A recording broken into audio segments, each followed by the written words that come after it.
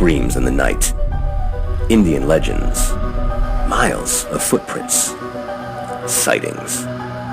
What are these elusive hominids that stalk the wilderness? Join us for eyewitness accounts, questions and answers, Bigfoot encounters of the past, and ongoing encounters in the present. Your host, two-time witness, field researcher for 43 years, William Jevning. Welcome to the mystery. Welcome to Creek Devil. Hello everyone, welcome to another edition of Creek Devil. We have Darcy joining us today. Darcy, how are you? I'm doing well, thank you. I'm a little bit congested. The weather changed here today, so my voice kind of comes and goes. So Tom and Brian, I'm going to have you guys sort of jump in there if you would. Darcy, tell us about your experiences. Well, I moved out to an old farmhouse back August in 2017.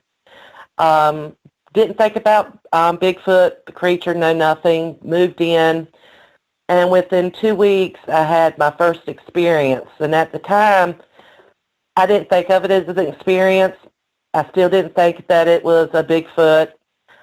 I was sitting outside. I had a roommate at the time. She was coming in from work, and she said, would I sit outside until she got home because she was afraid to walk across the yard. She's not used to living in the country.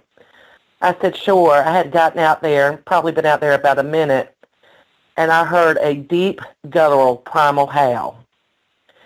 And if you could see the location of my house, you'll realize I wasn't even 10 feet from the howl. And it made me vibrate from the inside out.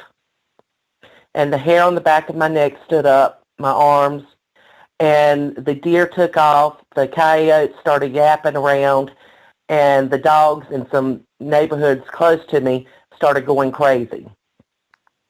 So needless to say, I ran in the house. Forget about the roommate, I ran.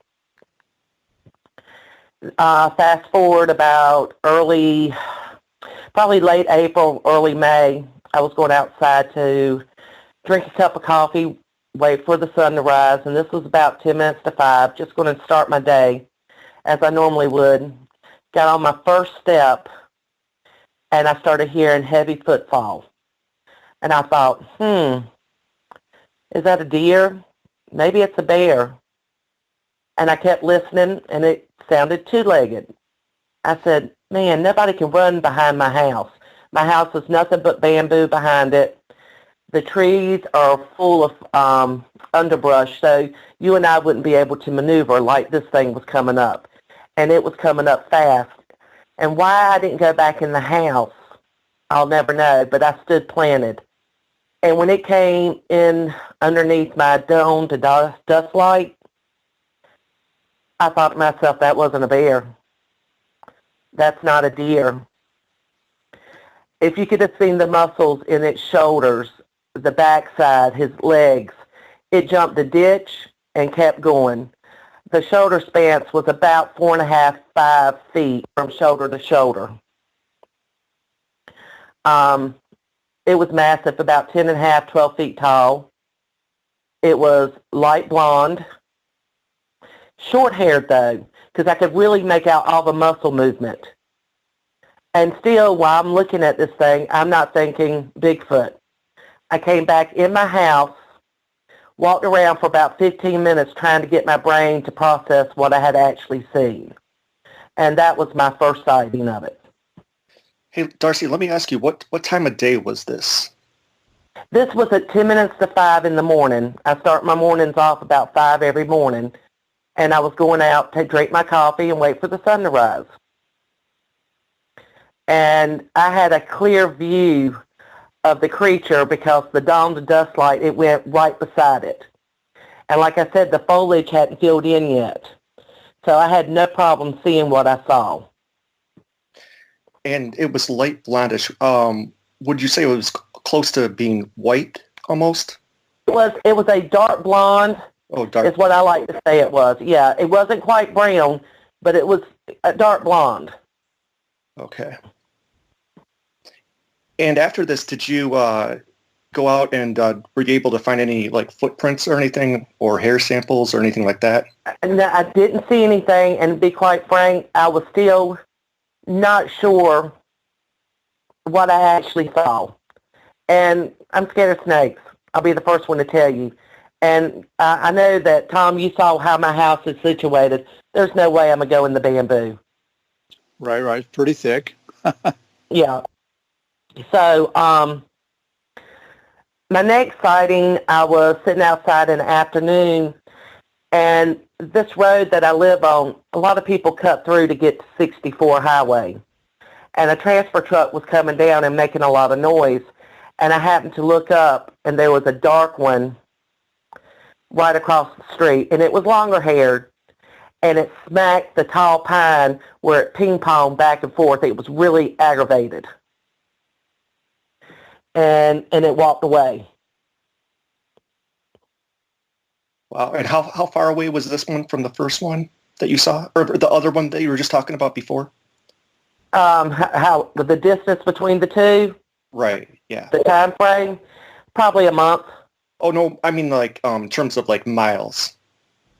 Oh, we're not even talking about miles. We're talking about literally across the street from where I live at. Oh, okay. Yeah. Literally across the street. But this Darcy, you said it was agitated and it was shaking the tree, or? Yes, it swatted the tree really hard because the transfer truck, evidently it had been watching me and I didn't know it. And I happened to look up, and that's how I called it. Yeah, that's a definite sign of their agitation. So what happened then? How long was it there? I don't know how long it had been watching me because I was on my computer outside doing some work, doing some paperwork, and it was a beautiful day. It was in the afternoon. It was probably about 4:30. And I was just enjoying the afternoon. And when the transfer truck was coming up, I happened to look up, and that's when it swatted the tree. And those things are strong. I can't begin to tell you how massive these beings are. Mm-hmm. Yeah. And go ahead. No. Go ahead. Yeah. I want to hear more. I had friends come down last October, and because I have whistling that goes around my house. They walk around my house and whistle. They come to my window at the kitchen, which is more than 8 feet up off the ground, and the hair on the back of my neck stand up. I can hear them walking up. And I know what it is, but I don't have the nerve to turn around and face it face to face. Right. And I just get up and go into another room. Darcy, they came down. Okay. I just want to back up for a second. So this first one where you're sitting on the porch and you're doing the computer work, the transfer truck drove by, and that's when you looked up and you noticed this creature, and it's swatting a tree. A couple questions. Number one, how big was it? How tall? Ballpark. But the other question is, after you saw it swat the tree, did he disappear right away, or what? Did it linger for a little bit? I would say this one was nothing as big as the first one I saw, and it was a different color. This was a dark one, and it had longer hair, and I would say it was about 8.5 feet tall. I did walk over there, but the underbrush, it didn't show any footprints. It wasn't wet outside, and I was trying to measure. I'm not very good with measurement at all, because the one that ran by my house, I was only 35 feet from it. I did not miss what I saw. There's no way. Yeah. So and again, the one that was in front when you're on the porch, after it slapped the tree, how long was he there? Did he disappear immediately? It stormed off. It turned around and just stormed off. Okay. And it was gone. Yes. And like I said, I had friends come down last October, and we saw the eye shine and the head and shoulder movement in the bamboo. I saw one right at the tailgate of the truck on my driveway, and this is the dark blonde one, walk right across, and I saw it from the waist down and go right into the road. And, Okay. oh yeah, I've had them slap my house, peek in my windows. They walk around my house all the time. Like I said, I didn't know they whistled. It took me a long time to find out they actually whistled. Yeah. I've had tree structures when you say whistle, can you describe it? Is it like a piercing, like a, or how? It sounds like a person outside whistling. And I made a joke about it. I said, well, they need to do the Andy Griffin theme if they're going to whistle. Because it's that loud, that piercing, and it, you know, this will be at 2:30 in the morning. It'll wake you up. And it's like, well, I know it's not a person trying to break in because they're not going to whistle. Right. And this goes on and on. My son stayed with me one night, and he got up, and he says, Mama, who's outside whistling? I said, son, it's not a who, it's more of a what. I said, if it was a person, they're not going to whistle. No. And they're circling the house. Yeah. Yeah. And all of this kind of started, all this activity started, you said, like 2 weeks after you moved in. I mean, that must have been terrible. Yeah. Wow. Well, like I said, when I first moved here, I didn't put into, you know, yeah, I heard wood knocks, I heard different things, but I never put anything credence to it. Even the picture, I didn't even mention that, the picture we got in the bamboo that I sent you, which isn't very good, but there's something there. I still never thought Bigfoot, Sasquatch, until it ran by my house. Wow. And this is ongoing. This isn't like I can go 2 or 3 weeks, nothing, then all of a sudden something happened again. I don't leave my garbage out. I don't leave it gifts. I do nothing. I let it live, and I hope it's going to let me live. I've got tree structures that come up in the last month and a half, and it went bam, bam, bam, 3 different ones, and they're not that far apart from each other. Yeah, I want to talk about those for a second. You sent me the pictures, and they're really good photographs, very clear. How long did it take? I mean, would you see them not? Let me ask you this. When you don't see them, you get up one day, there's nothing there. Do they pop up overnight? How long does it take for these things to just fully show up? Okay. Well, the first one I noticed, and you have to understand, it's not that far off the road at all. Right. And I'm always looking. Ever since I've seen one, I don't go down these roads without looking. And I know it wasn't there one day, and then 3 days later I go by, and there it is, fully constructed. No rain, no storms, no nothing. A week went by. I was coming up the road this time, and I see another one, and I'm like, oh, my goodness. The third one I saw, it had just started, and it is completely done now. I saw it day before yesterday. I meant to get a picture and send it, but I didn't. It's actually got more to it now. Wow. Yeah, definitely send a picture of it if you can. I will. I have to go in. I have to go into the woods to get it. And you know, friends to go with you. Yeah, I'm the only one. The ones I took, I went by myself, and I got in a little bit of trouble from some of my friends, Darcy, to at least, you know, gone in armed. But because they were so close to the road, I thought I'd be okay, you know. And so, if I get a chance, I will send that picture to you. Yeah, but don't do it alone. Do they? Here's the other question I have. You know, when you see a structure come up, do they add to it over time?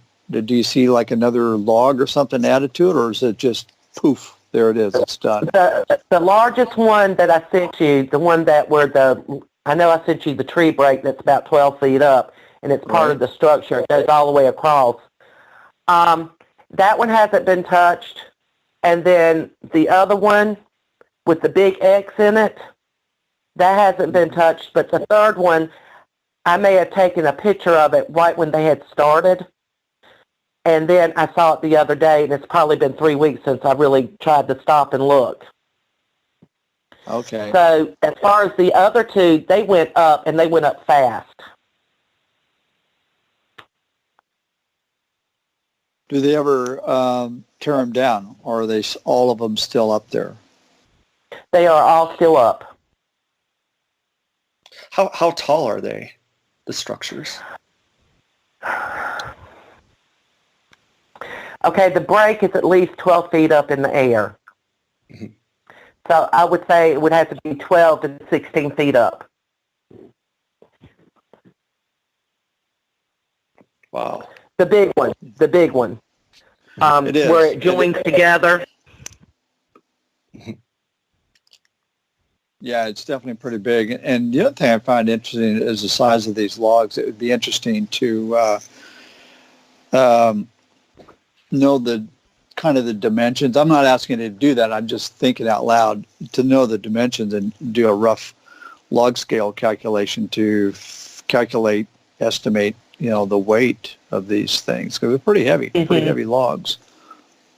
Yeah. Now, the other one with the big X, that's not a very big one, but the X itself is huge. And it goes way beyond 16 feet. Right. Yeah, it looked huge. Yeah, I didn't do a very good job photographing it. Now, you don't have to give out your location necessarily, but have other people that you know in that area had any kind of experiences or encounters? Well, when I first moved here, because, I rent the place, my landlord told me to be careful of bears. And we had a conversation. I said, I don't have a bear problem. And I went through my whole spiel of what ran by the house. He says, well, Darcy, I would think you were crazy, but my friend who only lives 5 miles down the road described the exact same thing you just said to me. I had another person that fishes in the that goes fishing, and he's heard the whoops and the howls and stuff, but he hasn't actually seen them. I did ask the cop because he stopped while I was taking pictures of the tree structure, and I just point blank asked him had he had anybody complain or report any sightings, and he laughed and he told me, "No, that's in Montgomery County." But you could tell by the way he smirked that he had. When you had an eyewitness, like a sighting, did you get a look at the face? I mean, what were the facial features like? Okay, the one across the street was heavily harried. It was much more hairy, so I couldn't really see the facial features. The one that ran by the house, the head was up in the trees. I could not see the head. I saw it from the side and from behind. It was massive. Like I told you, Tom, it was magnificent to look at when I think about it. Yeah, just for the sheer size of it. That. Right. And we've heard that before. People say that. It's very impressive. The muscles on the thing is nothing like I've seen, more so than a bodybuilder, I guess. Just the way it moved in motion is what really got me and my attention. Now, let me ask you, too, with that area, have there been any reports of animals being mutilated or missing, like anyone's pets being missing or anything like that you've heard of? Not that I've heard of. Now, I hear behind my house, the chickens and the donkey go crazy at night sometimes, and I'm not sure if that's why, if someone didn't take a shot at the creature that ran behind my house right before I walked out my door. Because of the way it was moving, it was like it was running from something. It was moving fast. I can't begin to tell you how fast this thing moved. It even jumped the ditch in the middle of my yard. I have a ditch that runs in the middle of my yard, and it goes uphill. And it just jumped and didn't lose stride. Now, let me ask you, before moving to this area, did you believe in Bigfoot before, or what were your things that you've heard about it? Were you a believer or skeptic? Well, I think all of us, have seen the Patterson and Gimlin. I've seen the Hoffman and the Freeman footage. I always believed in the possibility, and hoped that it was true.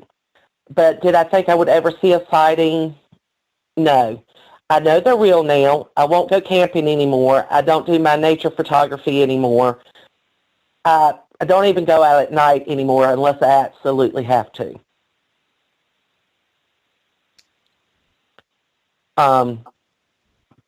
Only because I know the real. Before, it didn't make a difference to me. Mm-hmm. I lived alone all my life, coming, going. Not a big deal. Now it's a big deal because I know the real. Right.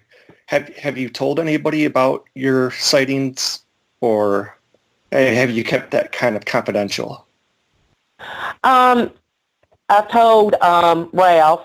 I tried to get in touch with BFRO. I never heard anything back because it's ongoing. It hasn't stopped for me, and I found that there's really no help out there. You know, short of killing them, and I don't think I want them dead. You're not going to get much help. Mm-hmm. I mean, because one of the things that I was thinking about is that one of the reasons why they might be in that area is there, because you mentioned that there is a water supply there, like a river. Or yeah. We have game lands. We have Deep River, Hall River. I'm in between two power lines, the big ones. My home's right in between two of them, opposite sides of the road. I'm out in the country. We do have people building here now, but, I didn't think, I believed in the possibility. I know they exist now. And, of course, you try to learn as much about these things as you can, and all you get is more questions than answers. Right. Now, you just touched on it. The fact that they're building in that area, maybe that could be one of the reasons why they might seem agitated and, slapping on your house is because they think that other people are coming in and sort of invading their territory. You think that that's possible? Or yeah. Well, yeah, when I first moved here, this home stayed empty for many, many years. So I think they used this to go back and forth and do their hiding. And once I moved in, I was like a novelty. What's that there? They watch you coming and going. I know I have more than one, and if you see one, you might as well know there's another one around. Mm-hmm. I'm a true believer in that one. How long? That's true. Yeah. How long have you lived in this area? It'll be 3 years in August. Okay. Was there ever a time, a gap between any sightings or encounters that you had, like, because you mentioned when I first moved here, I had that howl, and I heard wood knockings and stuff throughout after that, but I'm still not thinking Bigfoot at the time. I guess it would be from August until April would have probably been my biggest gap, and only because I wasn't looking. Mm-hmm. And I was working 12-hour days at that point. Because one possibility I was thinking of is that maybe the first one or two you saw, if there was a gap in time, maybe they left the area, and it could be a whole new group that could have come. But I don't know. I mean, all we can do is speculate on that. So. Yeah, I don't know because I don't understand the tree structures. I know they build them, but I don't know why. Mm-hmm.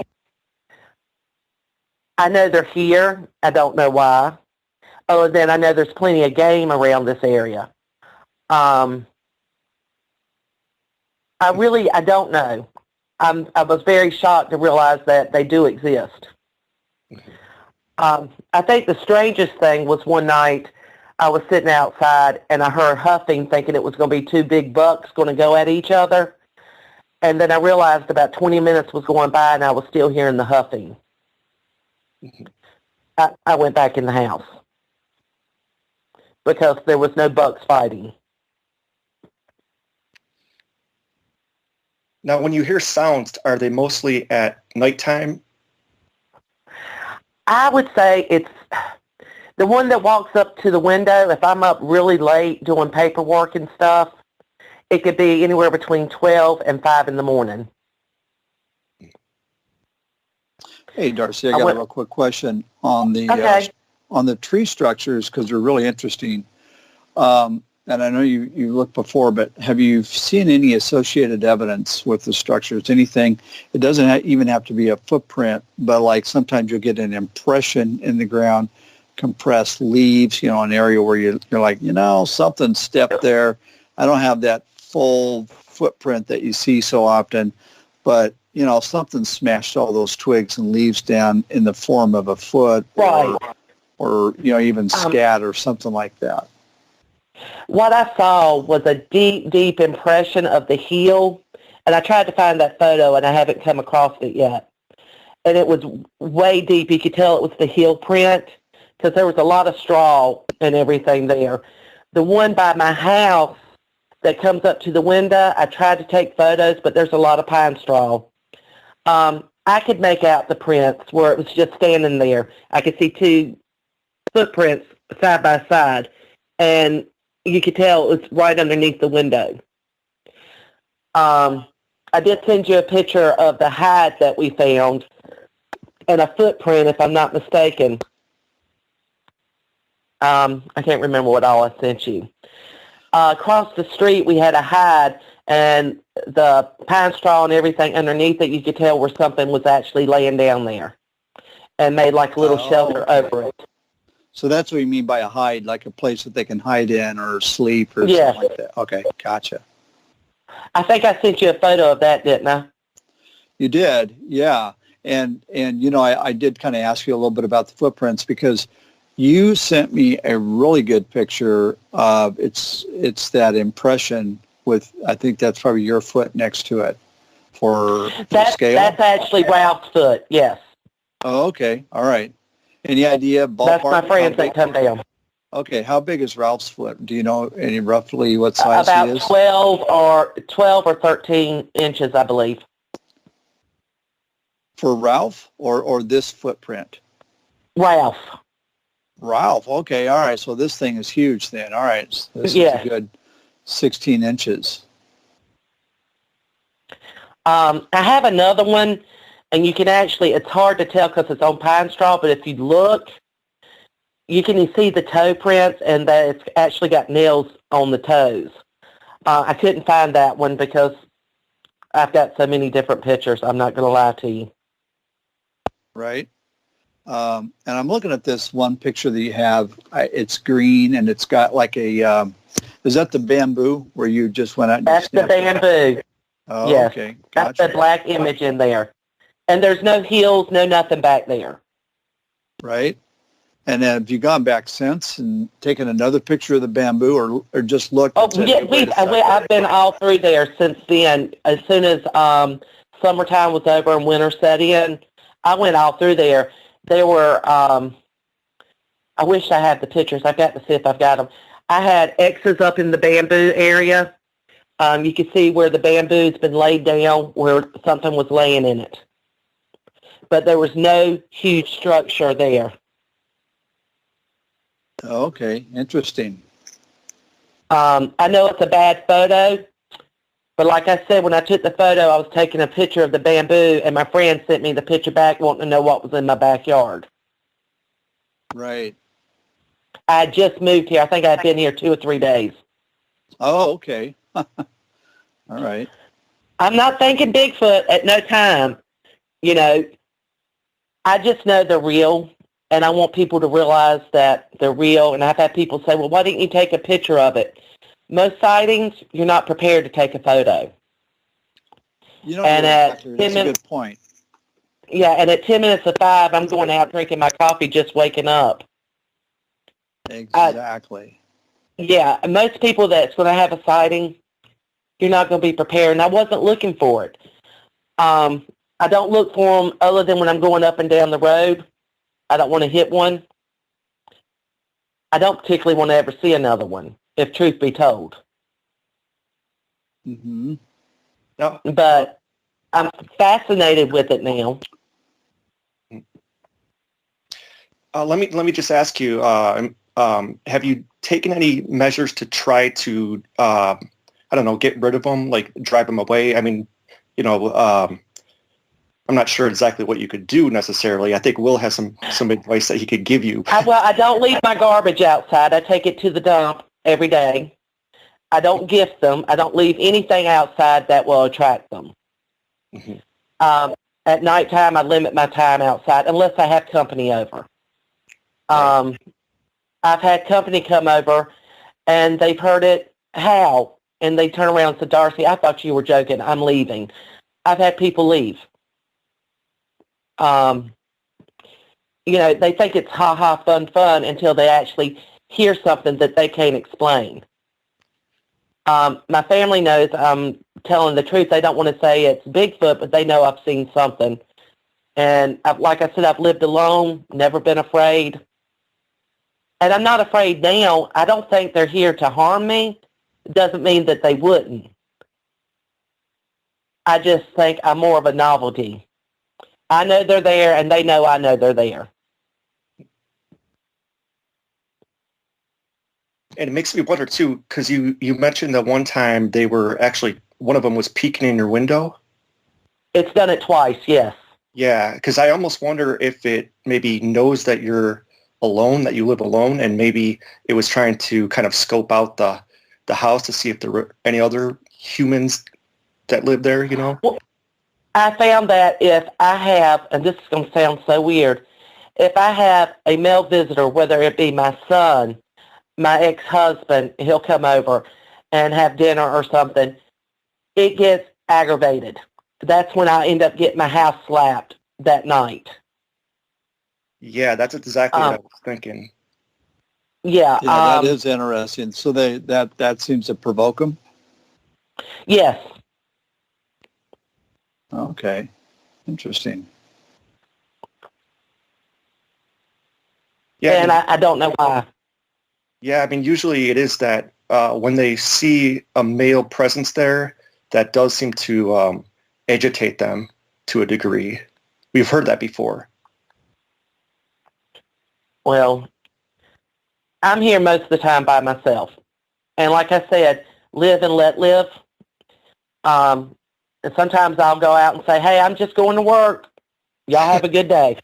All right. I mean, I know that sounds crazy, but I know they're there. I know they can hear me. Well, let me ask you this. So when was your last, I guess, encounter, or, you know, sounds like this is going on all the time. Last few days, a week ago? It was, last week is when it tried to peek in the window again. And then I heard a howl last night. Last night? Okay. Yeah. Wow. Now, this is not something that just stops and goes. They'll let me know they're still here. The whistling, I think, bothers me more than anything. What does the howl sound like? Is it deep and long, or? It was, how can I say it? It was a deep, guttural, primal howl, roar. All I know is I was sitting there and I vibrated from the inside out. It was that. Wow. I mean, I shook from the inside out.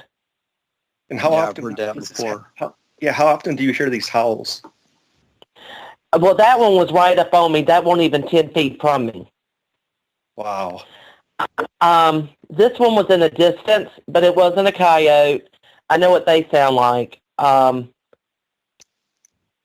You just have to hear, because the way it travels, I guess, is the best way to say it. And it's off from what a howl would be from a coyote. It's like I can't explain it. I know I've not heard it. I've heard other howls on videos, and I've yet to hear what I've heard. I don't know if it's the audio that they're recording on, but this Darcy, is something I've never heard. What was the duration, if you could guess? You know, like how long did the howl last? About 10 to 15 seconds. Okay. Wow. All right. I'm going to tell And you it was, a little. Go ahead. Okay, I was going to say, I've just never heard anything like it before. I've heard a bear, I've heard a lion, I've heard a tiger. Nothing like it. Okay, so I guess, all right, I'm just going to, I've heard a howl one time where my wife and I heard it started low, went, and it just went on, again, 15, 20 seconds, maybe longer. Did it start low and work its way up, or was it, I realize I'm asking you to describe something you can't describe, but... it was low and went up.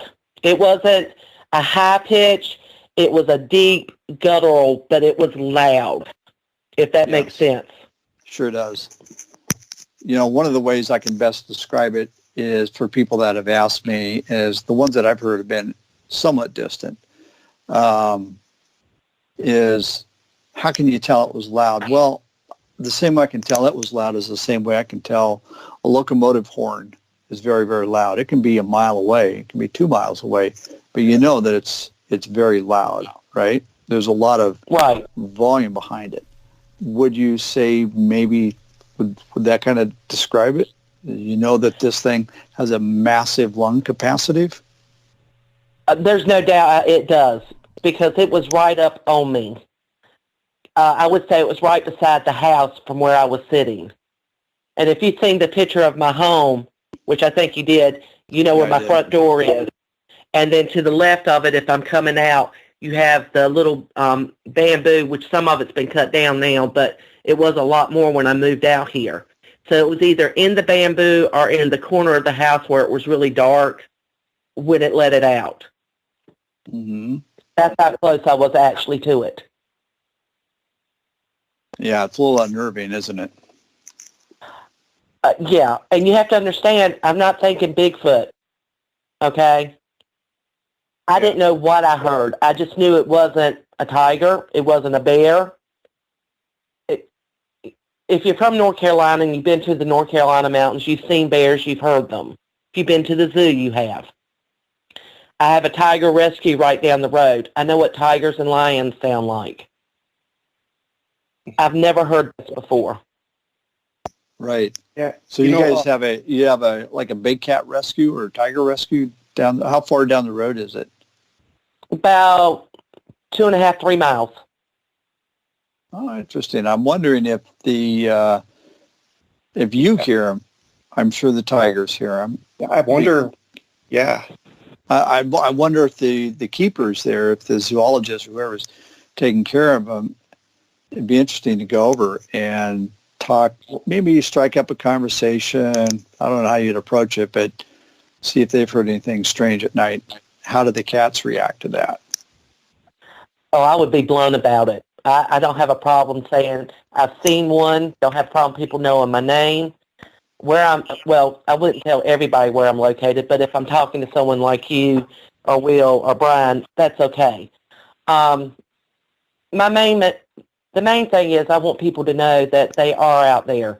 They are dangerous, and that it's not a joke, and not every eyewitness is mistaking what they're seeing. I was 35 feet when it ran right by me. Yeah, that's what I like, the direct approach. Go ahead, Brian. I do. Darcy, I was just going to say... I don't have a problem with it. I was just going to say, maybe one of the reasons why they're in that area, it might have something to do with that tiger. I mean, I'm not sure if maybe it views the tiger as a challenge, or if they're just curious, but that's just odd that they're in that same area as a tiger. Well, I tell you, I know they get locked up at night, so I couldn't tell you for sure. I just happen to know that what I heard wasn't a tiger or a lion. As far as I know, they don't howl. No, this is something like I've never heard before. Mm-hmm. But Brian's got an interesting point, because now you say the tigers, so it sounds like they have an area that they can do some free roaming, then at nighttime they're brought into like a paddock or a cage or something. Yes. How many tigers are there? I don't know. Oh, okay. My son's been, and he counted 4, but there was much more. going in by the time he got there. Well, the reason I'm curious is there's a lot of discussion about, does Bigfoot have the ability to do what's called infrasound, a low frequency inaudible communication that we can't hear, but they can hear amongst themselves. Low frequencies carry much further than high frequencies, so they could potentially communicate long distances with a low inaudible sound. Tigers have been, I think they're attributed to also having this infrasound. Now, I think they use it for stunning their prey or disorienting them before they attack. So I was just curious. It seems like a possible interesting correlation between these two creatures. Well, that's what I was talking about. I don't know what kept me on my step the whole time when I was hearing clearly, something bipedal running in the woods and I live alone. I don't know what kept me there. Most people would have gone back in the house. I don't have that kind of curiosity. But I could not move from where I was standing. Now, wait a second. Okay, so you're saying you couldn't move. Did you feel like you were physically or mentally sort of restrained? I don't know. I have no clue what kept me standing there. And I keep questioning that. Why didn't I go in the house? Why did I stay outside? Well, when you encountered that, though, it didn't make any noise. It didn't stun. Maybe you were just in shock, right? I have no idea because I heard the footfall coming first, and I could tell it was coming behind my house through the bamboo and through the tree area because I could hear the limbs being snapped. And I kept thinking, is that a bear? Was it two bucks maybe off? The pattern of running off, sounding like 2 feet. And I said, no, that sounds like somebody running. But I know you and I could not run in the underbrush and the bamboo. There's just no way. Not as fast and as loud and as heavy as the footfall was. And I still stood there knowing that it could be potentially a person running. And I did not move. Okay, so when you didn't move, did you feel restrained in some way? I felt frozen. That's the best way to tell you. Like I was frozen in spot because I heard the footfall for about a minute and a half before I actually got any kind of visual. Okay, that's interesting. And I just stood there. The thought that comes to my head is as little children, at least me as a little kid, there were times when you'd wake up and you probably heard about this when you're kind of frozen, you can't move. Right. Yeah, and you can't, and I don't know what the reason is behind that. I'm sure the medical community does, but no. Just a thought. I'm just wondering if there's something going on there where they have the ability to do infrasound and that kind of makes you pause or kind of freezes you. I'll never know. All I know is any other time I would have gone back in the house if I thought someone outside. And for this reason, I didn't because you have to understand when it come by the house, I'm thinking bear, deer, and then I thought, no, it's two-legged, but I'm still not thinking it's a creature, it's Bigfoot. None of that even entered my mind.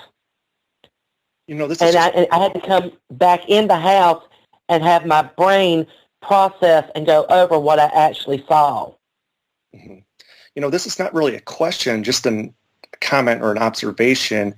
Usually when they're running, they're usually running from something, like you said, maybe like almost as had been shot at or something, or it's running towards something like to, hunt down a deer or something. So it's just odd that it was running like that.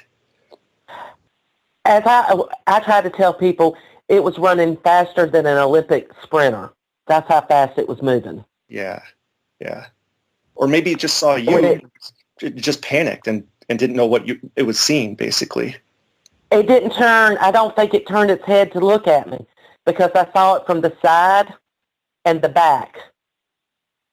And I could tell you how high up it went with the tree that it went by and everything. That's how we measured about how tall it was. But I didn't get to see the head. I saw that it was short-haired. It was not long-haired. I've seen a long-haired one.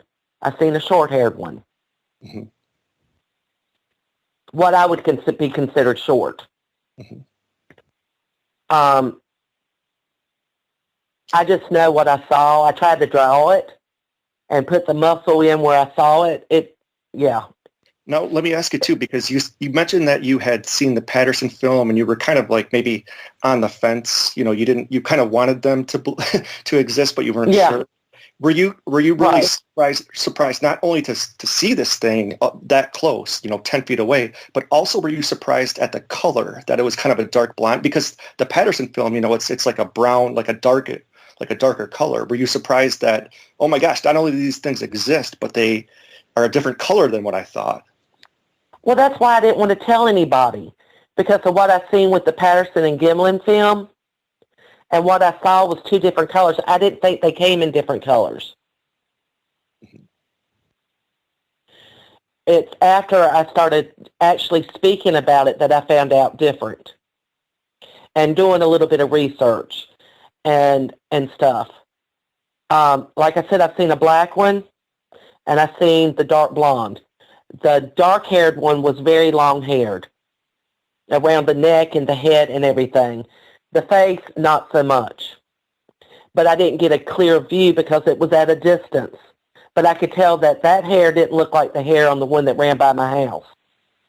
Mm-hmm. And I guess they come in different species. I don't know. Different shape, size, like humans. I have no idea. All I know is it's got long arms, long legs, and it can move. And I'm no match for it. Yeah. Were its arms longer? I mean, because that's a... Yes, the arms were, definitely longer, yes. Yeah. The hands, just huge. I think when it jumped the ditch is when I was like, it didn't even stop.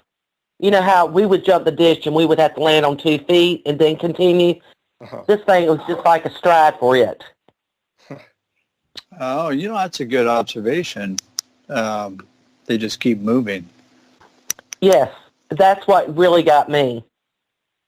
And then once it got into the street, like I said, I turned around, came in the house, and walked around literally for 15 minutes trying to figure out what I had seen. If you've never seen it, your brain can't process it. Mm-hmm. And I don't care how many videos you see on YouTube or movies you see, it is not the same thing as seeing it in real life. Yeah. Oh, no. Now, when it did run past you, a lot of people that we talked to describe its walking and running as it's almost as like gliding. It's almost like unreal to see. Do you get the sense that it was almost like gliding past you and through the ditch? Yeah. Well, I tell you, it was loud. I know they can be very quiet. This thing didn't care who or what heard it. It was that loud, but it was so fast. I've never seen anything so fast. Whether it was gliding or not, I don't know. I was too hooked on the shoulders and the legs at that point and looking at the muscle and how it was moving. That's how I noticed when it jumped the ditch, it didn't lose stride because I was focused on that. Mm-hmm. And just how huge it was. Yeah. How far is the ditch from one side to the other that it just kind of went past without even jumping? It goes a little uphill and up closer to the house. It's not as wide. And where it jumped, it was probably maybe 4 feet wide. Okay. Yeah. And it did it with almost no effort. I mean, it just went right past it. There was no effort. It just went right over. Wow. Interesting. But I guess it is what it is. I don't intend to move. I like where I live at. I like being in the country. Mm-hmm. I'm gonna be I won't put chickens out. I was gonna put chickens out this year, and I was told maybe not to do that. Maybe not. I am gonna, yeah, I am gonna plant my garden, and I'm gonna see from there. Mm-hmm. Well, I like the idea. I just really, sitting out at 5 o'clock in the morning, having a cup of coffee, start the day. Yeah, that's a great way to do it. Yeah. But that is literally the truth. And I knew it was 10 minutes to 5 because I looked at the clock on my way out. Mm-hmm. Oh. I wish more people could see it. I have come to the conclusion that the mainstream will never believe it unless they actually see a dead one. Mm-hmm. Could be. And you know what's interesting? And I hate that. Yeah, that's true. There does seem to be a kind of a groundswell of kind of a change in public's not only perception but acceptance of this topic. Right. So I think over time there's going to be more and more people. And I also think that, with, the 21st century that we live in with all the electronics and everything and social media, we're getting not only more information, but more, a little bit here and there. We're getting more and more pictures and audio. So, yeah, this is really good. So do you have any questions for Will, Brian, or myself? Well, my main question is, where do you turn to when you can't go to the law enforcement, you get laughed at? Right. Where do you turn? Well, Will can give you that's a good point. There's no real central clearinghouse of authorities or anything like that for this information. I think, it depends what it is. If you're looking for information, you want to find out, hey, what is it that I saw? What is it that's going on? What can I learn about these creatures? Well, listen, I'm just going to plug our channel and say, listen, I think we're a great source of information. But also there's times when people will see one of these things, say, for example, in a national forest, and maybe they see more than one of them, who knows what the situation is. I don't think it's a bad idea necessarily to go to the local the district ranger station, and report it. Now, whatever their response is, they know darn good and well these things exist, and it'll be duly noted. So if there's multiple reports coming in, I don't know, they may have some sort of appropriate action that they can take. Unfortunately, I think a lot of times they just kind of chuckle, though. It's not always they a did. positive response. Oh, we'll look into it. I had one do that, yeah, and he was telling me Montgomery County. Well, Uwharrie Park's only about 50 minutes from where I live at. Yeah. So, unfortunately, there aren't really any great sources out there to contact. I mean, we can give ourselves a pat on the back and tell people to contact us. But, when it's actually going on, and I have a lot of activity, it gets unnerving. I won't say I'm scared, but it gets unnerving when there's nowhere really to turn short of moving from your home.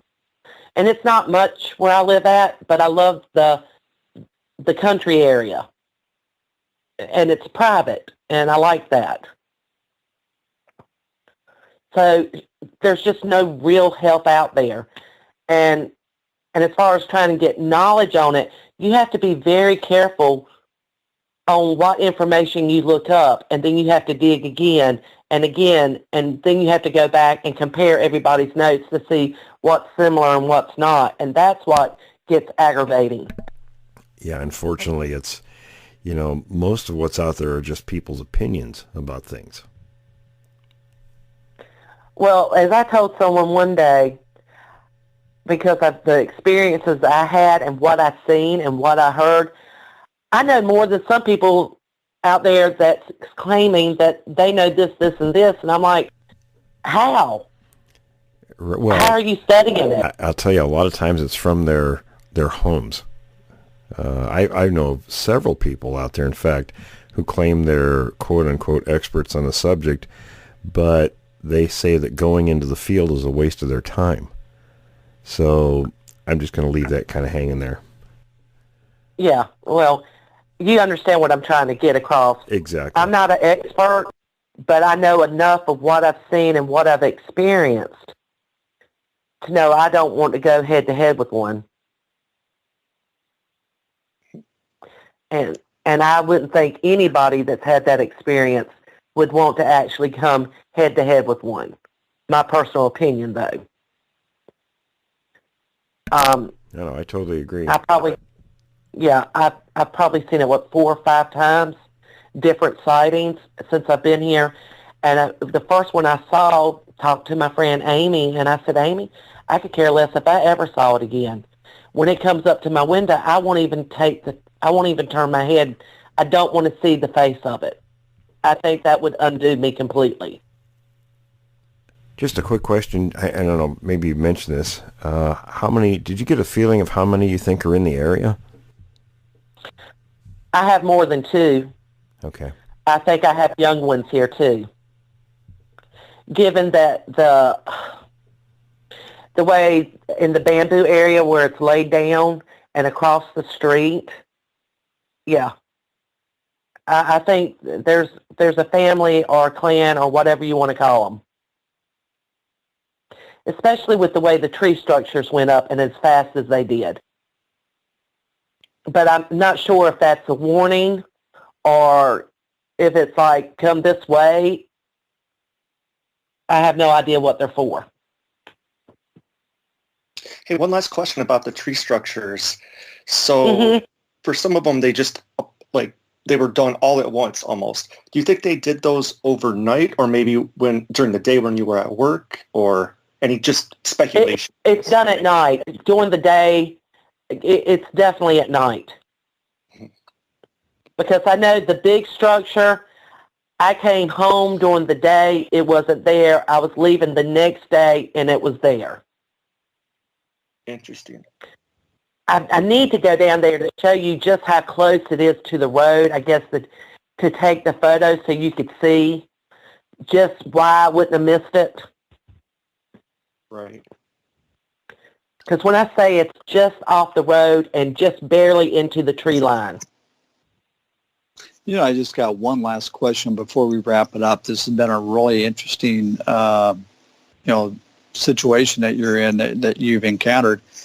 When these structures have gone up, they go up at nighttime. I know you've heard the whistling and the howls and stuff.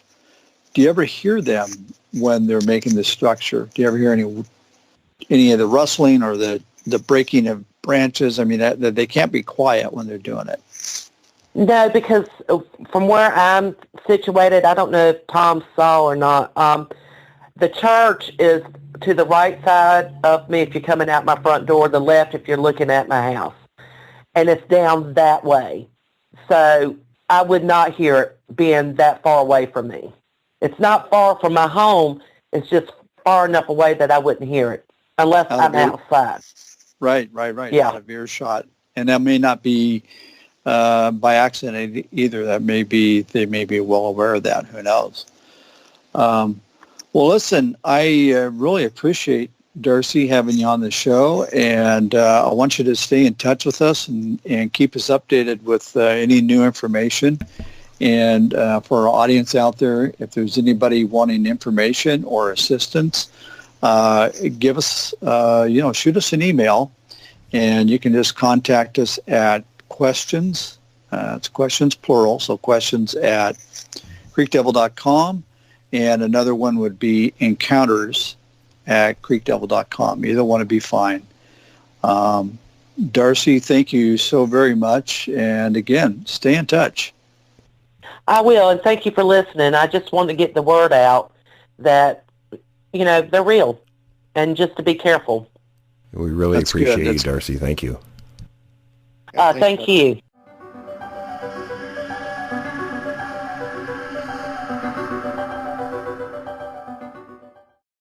Alrighty, fellas, let's go ahead and kick the Q&A off. Tom, did you want to start? Yeah, I'll go ahead and kick it off. All right. So question number one is, what are the two most elusive things in North America? Bigfoot and rolls of toilet paper. Will, do you think there's a connection there? I would say currently it's rolls of toilet paper. I think hands down would be the winner. Do you think they're kidnapping, or are they hijacking trucks and getting this stuff? I have no idea. And I'll tell you what, I've had wilderness training, survival training years ago, and in the military, of course. But when you look at the survival pyramid, actually it's kind of an upside down pyramid. Where the first thing you need, basically, there are things you need like water, food, shelter, and so on, right? Nowhere on that list is toilet paper. So I have to wonder, what in the world was everybody thinking? I mean, the first thought was, I gotta wipe my backside. I mean, really, what is the brain power? You know what in the that? downside to that is if you're up there training in Fort Lewis and you got to use leaves, they got poison oak up there. Oh yeah. That can be a problem. It could be a problem. Hey, we'll have a question that probably you and Tom probably never even thought about just yet, but with all the news happening with this virus, and you have the whole country now in lockdown, like, I don't know about you guys on the Pacific Northwest, but like here in my state, it is literally now the law that everybody has to stay in their house. And I know that the whole virus thing kind of started in Washington State and out there in the Pacific Northwest. And so this is kind of a weird question, but do you think that these creatures maybe see the lack of people out there, and are they confused by that? I mean, are they more likely to go out there in the public? I mean, like, what are your thoughts on that? Well, I don't know if it wigs them out or anything. I think they probably definitely relaxed their behavior because there are no people out and about, more or less. I mean, much fewer anyway. Yeah, I mean, are they confused, do you think? I don't think so. I mean, who knows? It's really hard telling. I think they're just maybe it's a breather for them. Not so many crazy people out running around. Yeah. And also, as a follow-up to that, I read an article in the paper online a couple days ago. In Wales, they are having wild mountain goats coming into town. I mean, they're everywhere. They're climbing on people's shrubbery. They're in the town hall, town square. They're eating the shrubs, eating the plants. People are recording. I just saw it this afternoon. They're seeing wildcats, mountain lions, and stuff coming into the area. What's interesting is the fact that you wouldn't think that they would really be that aware of civilization, but they must be. They must notice sure the decrease. Yeah.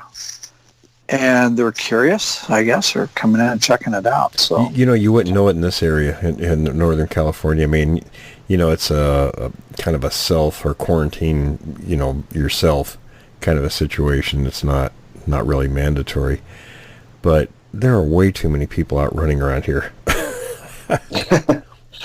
Yeah. Well, okay, and I spoke with the Forest Service the other day here in Oregon, and they said that there are herds of deer up in the forest on the highway. We got some main highways that run up into go from east to west, and in those highways they're finding herds of elk and deer right there on the highway. Oh, I'm not surprised. Wow. Yeah, I mean, anytime if there's less human activity, then the animals are gonna, they're gonna relax a little bit and come out in places where they normally wouldn't with all the activity by people. Yeah, actually, Will, too, because Tom and I both saw the same article last week where they are finding now that, like, mountain gorillas, or just apes in general, are susceptible to the coronavirus, and so they're not immune to it. So it will be curious to kind of, I'm sure it's not going to affect the, Bigfooter, but it is curious that the same diseases that inflict us also affect them. Yeah, I think it depends on, genetics, or, what they are able to attack and things, have an effect on. And since those primates are similar to us, so there's probably some, I can't speak to that in detail. I'm not that familiar with it, but. Yeah. But bear in mind, Bigfoot traditionally always has been socially distant from us. This is true. Unless you're a sack lunch participant, but see, I had to word it that way: sack lunch participant. That's right. Yes, an involuntary participant can be a sack lunch. Yes. Okay, so what do we got in the way of questions, fellas? All right, I've got one here. This is one of my favorites. Let's see. This is okay. Are Sasquatch immune to snake bites? And I love that question because I've always wondered that. What happens when you step on a rattlesnake? Do they get it? Do they get the same concerns we do? Do we know anything about that? Nothing that I'm aware of. I would assume, because rattlesnakes, feel vibrations from animals walking and such. Something as big and heavy as they are, they probably steer clear. And the Sasquatches probably know where snakes are anyway. So, and from what I've seen, and I've seen their feet. So, if they were to bite them on the foot where there's not much hair or no hair, there could be a problem. But if they bite them somewhere else, they probably wouldn't even get through the hair. And what I saw was pretty thick. So. Yeah, and come to think of it, there are people that survive Bigfoot. Well, nobody survives a Bigfoot bite. No, that wouldn't be good. Yeah, but they do survive rattlesnake bites. And you think about the volume of, the mass of it. Let's say an average person, maybe 6'2", 250 pounds. Okay, these things, it may be painful, but it may not have nearly the same effect. Right. Yeah, their system might be able to handle it. And it's something we have zero information on, so it's all speculation. Yeah, no, right. Tom, that's a great question. And in fact, you reminded me of something else. Not talking about rattlesnakes, but since a lot of these creatures, like you go back to like the boggy, the Boggy Creek thing, and then even here in Florida, you talk about the skunk apes. And here in Florida, there are water moccasins. Do you think water that moccasins? Yeah. Yeah, moccasins. Yeah. Do you think that Bigfoot is immune to those things? It's hard telling. I don't think they're immune. It may not bother them as much, but they probably have a much greater awareness of where things like that are anyhow. Right. And also, like alligators. Do you think that they avoid alligators, or do they just kind of hunt them, or do alligators avoid them, essentially? Well, I would say alligators probably avoid them because they're probably on the menu. Yeah. I was exactly going there, Brian. I was just wondering, you have a big, nasty alligator, and you got a big, nasty Bigfoot, probably the alligator is going to be on the losing end. I'm seeing lunch somewhere in the picture. Yeah. Somebody's getting lunch. Right? Yeah. And I'm sure it's not the alligator. So Will, I have to kind of switch topics a little bit. There's something that really kind of intrigued me when I was thinking about this, because we always hear about these creatures, Bigfoot. They try to avoid us, and we always hear about how from eyewitnesses that they're really scared to shoot them because a lot of these things look so human-like.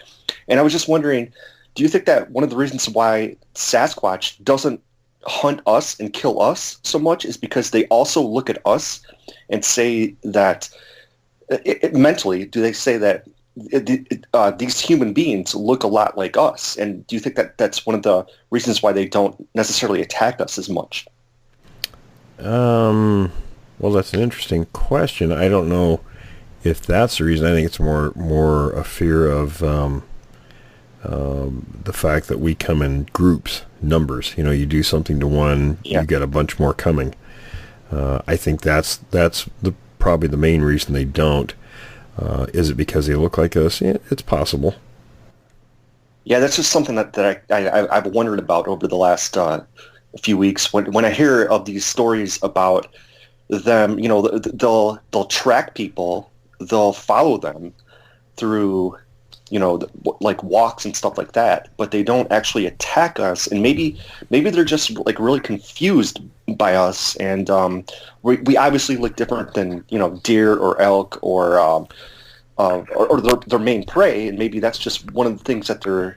Well, the curiosity could stem also from the fact that in our remote past, you know, we chased them out of feeding areas. You know, we were much more violent, and I'm sure it's like, you know, our fascination with, say, big cats or wolves and things like that. You know, you're very curious when you see one. You don't necessarily want to mess with it, but you're curious about it. Well, no, that's a great point. Let me ask you this too: when they do attack, you know, coyotes or dogs or other creatures like that, for the most part, are they doing that as kind of a reactive thing, or are they actually like hunting them for food, do you think? Well, the people that have told me these interactions, it seems like they're coming after the animal to kill it. Like what about like in your case too with the big bull that you used to have?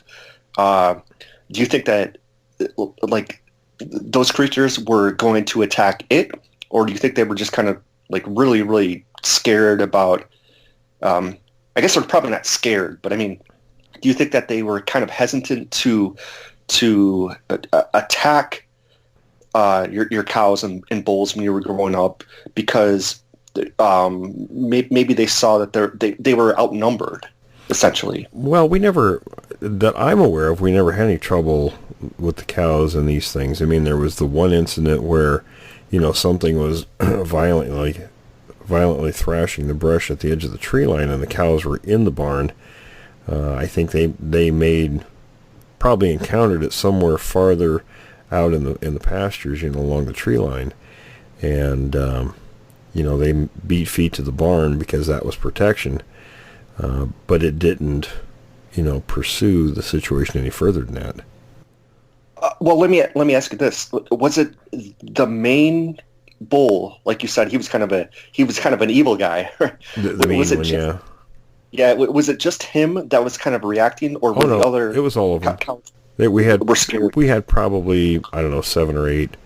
We didn't have a lot of cows, about 7 or 8, so they were all in the barn. Oh, okay. Yeah, no, they all seemed to be huddled in there for protection. Yeah. And you know that obviously the Sasquatch would have killed all of them, probably. Yeah, well, they could certainly if they'd wanted to.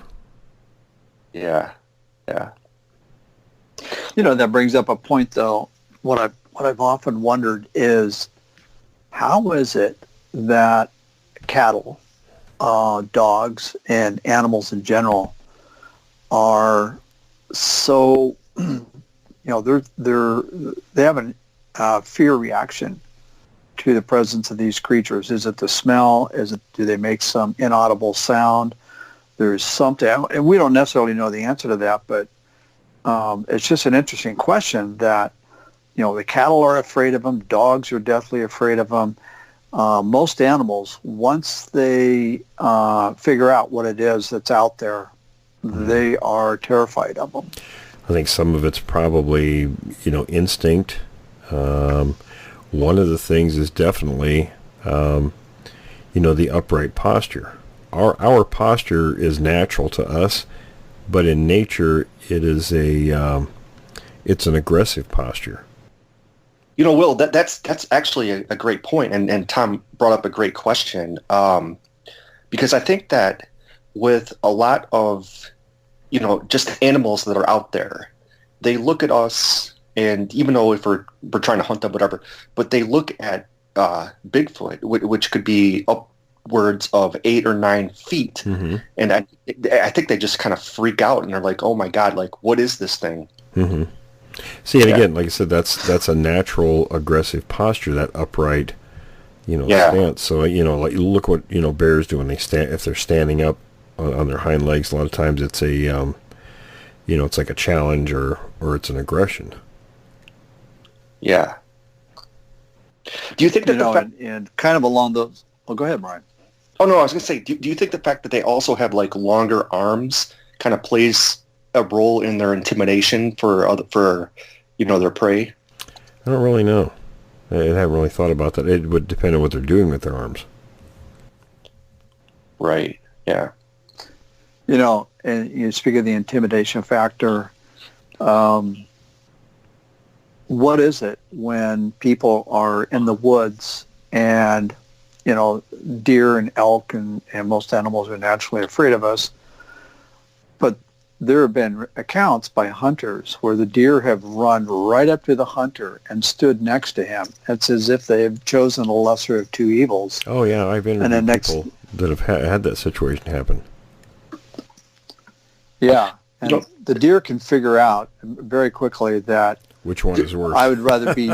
Yes, exactly. Yeah. Well, Tom. That's a great point. I mean, Will, do you think that in a sense they're hoping that in that situation, are they hoping that the people will protect them? It could be. Now, I'll give you an example. Look at towns, and we always laugh about the town of Ashford in Washington near Mount Rainier, because the day before hunting season, all the deer and elk start hanging right close to town. Now, they're not. You can't shoot anything within a certain distance of people, so habitation. So it could be they've picked up on, those are the places to be, or maybe it's something related to these. Well, so Will, actually, you just reminded me of something too. I'm from Michigan originally, and it is true that probably you have animals like deer, because I saw them. I used to run cross country, and we used to run on this trail called the Paint Creek Trail in Michigan. And there was one time we saw a deer cross right in front of us, and maybe deer and other animals are very intelligent, and they know that they can't be shot if they're within a certain radius of human population. Yeah, it's kind of uncanny, whether I'm sure it's not a conscious thought, obviously, but there's something that they make the connection that this is the place to be when this activity is going on. Yeah, and of course too. I mean, obviously, I know that we have a lot of hunters in Michigan, but we also had a lot of animal lovers that would never in a million years, hurt a deer or anything like that. So maybe they were just that smart, and they knew that nobody was going to shoot them, and they could be protected. But kind of an interesting thought. I don't know. Yeah, it's one of those anomalies. Well, really, when hunting season is, they hang around people. Yeah, they do. They really do. And we've seen deer during hunting season. I think I don't know if it's when the first rifle is fired or when it's the first hunter goes into the woods, but very quickly you see them down at people's yards. You see the elk. They all head to the lower elevations. Oh, yeah. The hunters up at the higher elevations. And I'm pretty sure it's true with these creatures as well. I've seen huge herds of elk just yards from people's, from their house. And it turned out that the creatures were very active in the area at the time. So there must be some kind of connection that they could be. Yeah, make that. Hey, we're going to go. It's safer. This is the lesser of two evils. Right. Yeah. And they have guns. Right. I don't know. They're not thinking that. And look at what's happening right now. Nobody's in the cities. People are sequestered, and worldwide, you're getting reports of wild animals. I don't know if it's out of curiosity or what, are just coming down into the cities and towns and whatnot. Well, I think with the lack of people being out and about, they're gonna fill in those places. If there's not a threat nearby, then there's no reason not to go to places where they might not normally. Yeah, and Will, good question. Yeah, Will, let me just kind of ask a follow-up on that. Are these creatures still, do you think, nocturnal for the most part? Do you think they come out at night, perhaps? Well, the term is diurnal, which means they're actually equally adapted to day and night. But what they do, because of the vision, and they're not seeing in the dark, they're seeing movement. And kind of the best time to take advantage of a prey animal would be in sort of those gray hours, in the transition time between sun up and sundown. And that's typically when the most activity is. Okay. That makes total sense. Like, yeah. But no, they can operate equally in daytime or nighttime. Yeah. But let me ask you a follow-up. So you're saying that their recognition is based on movement. Are their eyes different than human beings, or they're a little bit different, I'm sure, but not. I'm sure they have a lot of the same function. Now they can see some wavelengths that we can't, but notwithstanding, with the way the rods and cones work, I'm sure they have very similar, mechanisms in their eyes, and the cones or the cones are for daytime and color, and the rods are kind of on the periphery, and they pick up movement. And they see black and white. Yeah, and you've also said before too that their senses are a lot heightened because they are different from us fundamentally. So even when we're out, for an extended period, our senses, kind of return to normal and are heightened. Right. Yeah, totally agree. Yeah. And just another comment on that. I would think that in their environment, we know our own homes intimately, right? If somebody put a foreign object in our house, we're going to pick up on it very quickly. Yes. These things are going to be the same. I mean, they're never. And that's a great. They're point. not creatures of. Not creatures of civilization. When we go into their house, they know exactly what's supposed to be going on and what isn't. Yes. Yeah. So Will, let me ask you. You still think though that these creatures are constantly on the move? So they really don't have a home. It's just the whole woods, basically. Typically they don't just stay in one spot. They will sometimes stay in places for extended periods for unknown reasons, but generally speaking, they'll move about every 2 weeks. Okay. And of course, we. All right, I got a user. Go ahead. No, go ahead, Will. And I got a user question. Oh, I was just going to say that there's always exceptions to those rules, but the 2-week movement is universly reported. Okay, so we got a question from Kenny, and Kenny wants to know if there's been any documented sightings in the mountains of southern Utah. He says they can't find anything on this on reports in the area. Love the show and really trust you guys for info on the subject.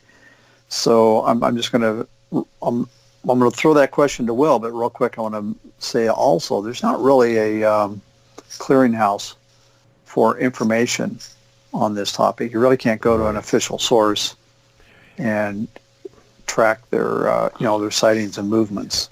And a great question, Kenny. Without, I can't give you specifics off the top of my head, but there are things that go on in that region in southern Utah. Hey, Will, let me ask you this too. On that note, also, a great question, Kenny. When people hear about reports in their area, and they probably, a lot of people might go out there to try to investigate, but how likely is it that they're actually going to find footprints? I mean, how likely is it, in other words, where people, they know that the sighting existed. They know that it was out there, but they don't find like footprints or physical evidence. That's fairly common, actually. I mean, it depends on a variety of factors, of course, but... Well, yeah, obviously, you know, the soil, like if it rains, there could be footprints, but I think that there's probably so many cases out there where people know that this creature was there, and maybe even they didn't like report it, but even when they go back the next day, and also people like you that are researchers, if they go out there and they try to find evidence, the evidence might not even be there. Correct. Yeah. And sometimes people don't even look. Yeah, exactly. That's what I was saying, is a lot of people just, they don't report it.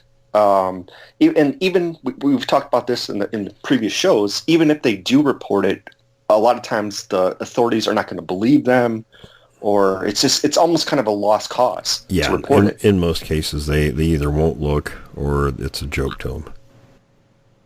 Yeah, totally agree. Hey, all right. Tom, go ahead. I'm sorry. We got a question from Quentin. Quentin, I hope I'm pronouncing your name correctly.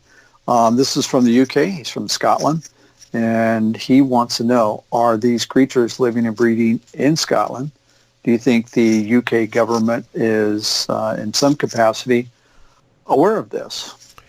You know, that's a good question. I don't know the answer. We do have a guy in the Jevning research group who is in the UK doing investigations, and we need to try to get Phil on the show. He's agreed to come on and talk about it. It's just a matter of, setting up the timing. So I guess we need to kind of pursue that, fellows, to try to get Phil on so we can talk about things going on in the UK. That would be an interesting show. Yes. So Quentin, we'll try to address that by bringing Phil on. He's a pretty good guy, and he's been doing work there for a few years. So, and he says he has information. So. Hey, well, let me ask you this. Just in your decades of research, what was the most, for lack of a better word, populist report that you ever heard about? Where, in other words, there was a sighting or an encounter, and a lot of people saw it and knew about it. I wouldn't say, for me, it wouldn't be like a single sighting. It would be an area. And there were lots of areas, but the one I always mention it because there was so much that went on. That was the Yakult area in Washington State. Probably hundreds of people in that area saw these things over. I mean, from the oldest report I had from that area was in 1925, and they go back beyond that, of course, far beyond that. But of people that we actually contacted when we worked the area, so.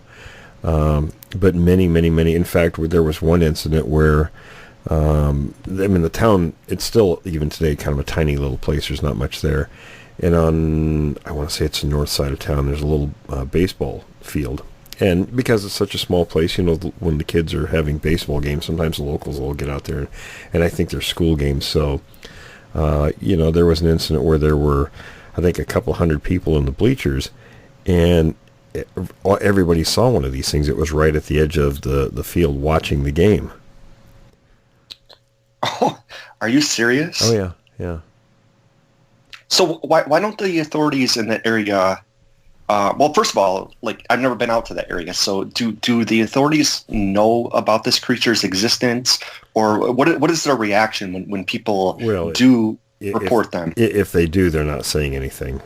And like the people at Yakult, the family we were working with there, they did report, and it's not. I don't think that town doesn't have. I don't think it has police.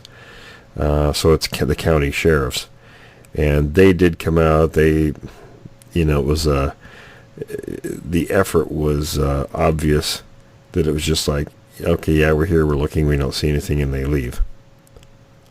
Mm-hmm. So it's a, while sometimes they will respond, it's from a position of, we come here, we're not going to see anything, and that's that. Yeah, I mean, a lot of people just don't want to admit that it exists and it's out there. So, well, you got to remember too, for law enforcement, that's a pretty tough path to walk. I mean, it's going to bring you nothing but trouble, and they have enough issues as it is. So, I really can't blame them for taking that position. Yeah, I totally agree. Yeah. So let me ask you this.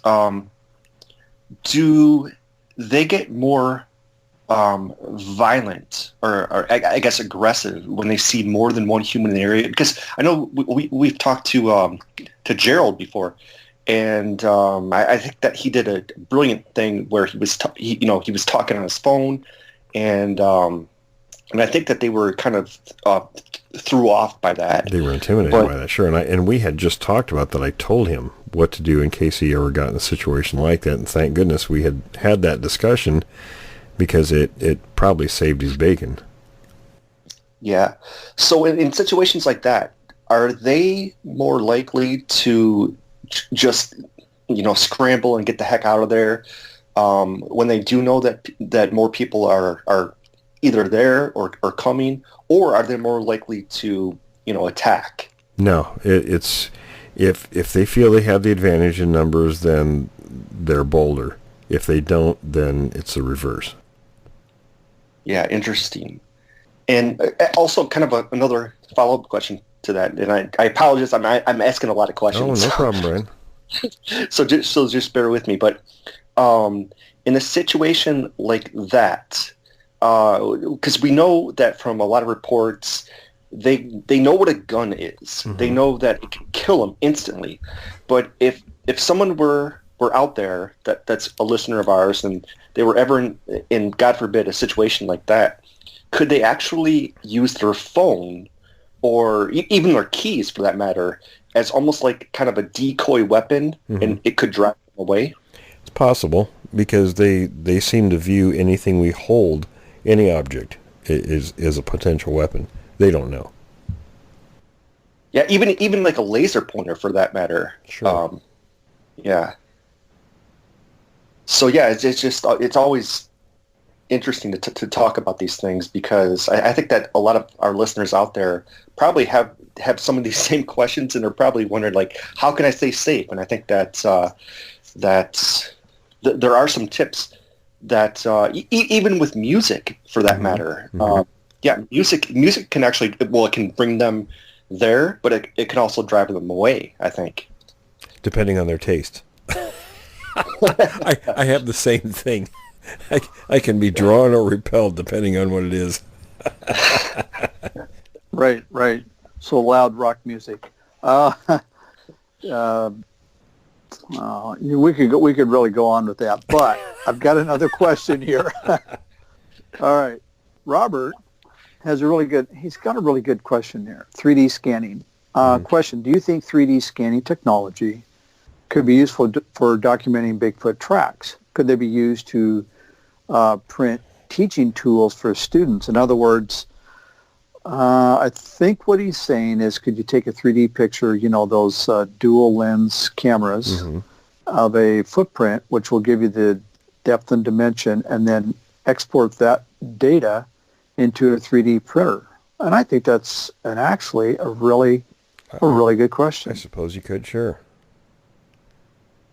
Yeah, and think about it. You could capture, if it works, if it was accurate, you could capture footprints in an instant, and not have to pack around some plaster of Paris, wait for it to cure, keeping your eyes peeled for these creatures in the area while you're doing that. Oh, but you're taking all the fun away. Agreed, absolutely. Hey, Will, let me ask you. Oh, I'm sorry, Tom. Go ahead. No, I'm just going to say, again, good question, Robert. Thank you. Yeah. Hey, Will, so I wanted to ask you, what is the largest footprint that you ever either seen yourself or heard about recorded. And how tall do you think that creature was? Well, the largest ones I've seen are at 19 inches. There are people that claim they've seen them up to 24 inches, but the average size ranges between 14 and 16 inches. 17, 18 inches. I have examples of 17-inch ones in my personal collection. I've cast 18-inch tracks. The ones beyond that, I'm not sure, to be honest with you, but I've seen them up to 19 inches. And so let me. Will, can you comment on? I think there's a formula for calculating based on the length in inches. Yes. Projected height of the creature. Dr. John Napier came up with a calculation, and our forensic anthropologist John actually confirmed that that's a very reliable calculation. So you take the overall foot length, multiply that times 6.6, and divide it by 12, and it comes up with a pretty good height estimate. And again, there's variation in that, but John said that's a pretty good calculation. So, Will, let me ask you, how tall would you say those creatures were then, using that formula? Well, which ones are we talking about now? The 19-inch print? Yeah. Give me just a moment here. I'll calculate it. Let's see. I mean, well, actually, as you're doing that, I mean, what is the tallest report that you've ever heard? As you do research and for these things? I mean, because we all heard stories about them being 6 feet and 7 feet and 8 feet and even as tall as 10 feet. But what's the tallest report that you've ever heard of? Well, there are people that claim they've seen them up to 14 feet, but I think that's an exaggeration. So the 19-inch track would put that individual at just over 10 feet high. Actually, 10.45. Wow. So now, and then also... Oh, go ahead. Oh, I was just as we talk about that, just 10 feet in height, we're only talking about height. We don't even know how wide these creatures were. I mean, we're talking probably 1,000 pounds that these creatures weigh. Here's an interesting piece. The Patterson tracks were 14 inches long. So height estimates, and Bill Munns did a really good one. I think they estimated that one was right around 7 feet, wasn't it, Tom? If you recall. 7.4, I think. Yeah. 7.4. So 7.3. Yeah. So based on the footprint calculations, that would make it 7.7 feet. So it's a pretty accurate number. Mm-hmm. So we're looking at So we're looking at around 7 feet for the lower part of that range. Oops. I'm trying to... And, the important thing to note about, of course, the Patty film is that she was a female. So she was just the mother. So you think that the males had to be even maybe a little bit taller than that. Yeah, I can't remember they were, because it was the smallest of the 3 sets of tracks. So Let me go back a second. We talked about, tracks average. The average ones that are found are between 14 and 16 inches in length. Okay, so on the lower part of that spectrum, we're looking at around 7.5 feet. And a lot of sightings, people are saying that they're around 7 feet high. On the upper part of that, at 16 inches, that's 8.8. So, wow, between 7 and 8 feet high, 8.5 feet is about the average. And of course, if you look at building standards, this is for the audience to envision what that means. Typical floor to ceiling height is 7.5 feet. Get your tape measure out, and that's 7.5. So envision something.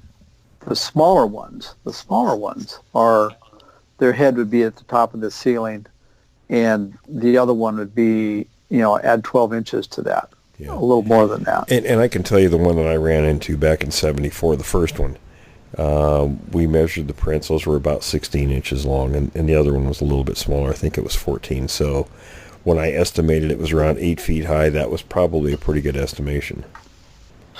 Well, Will, one of the things that I actually on this topic that I just wanted to remind our listeners about is that you actually made the point a few weeks ago too, that when these creatures, when they kind of scope out an area, they don't really send the alpha male.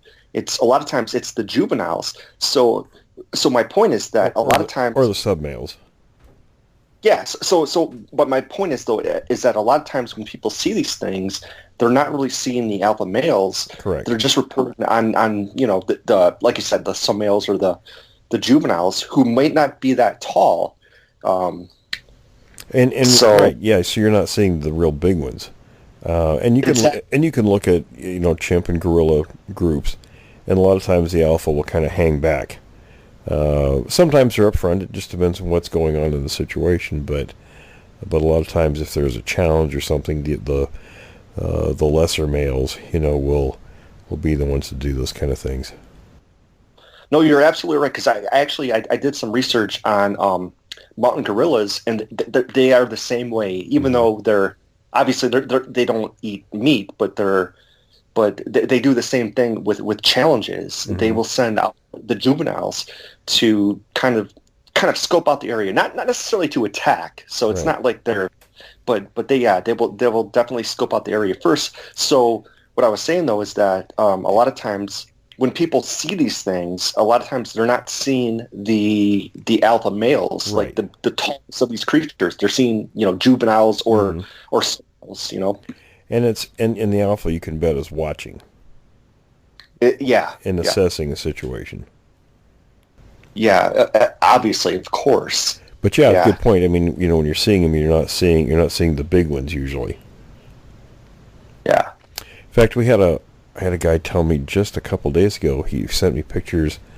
He said they were 20-inch tracks, and I think that would put that individual at around 11 feet tall.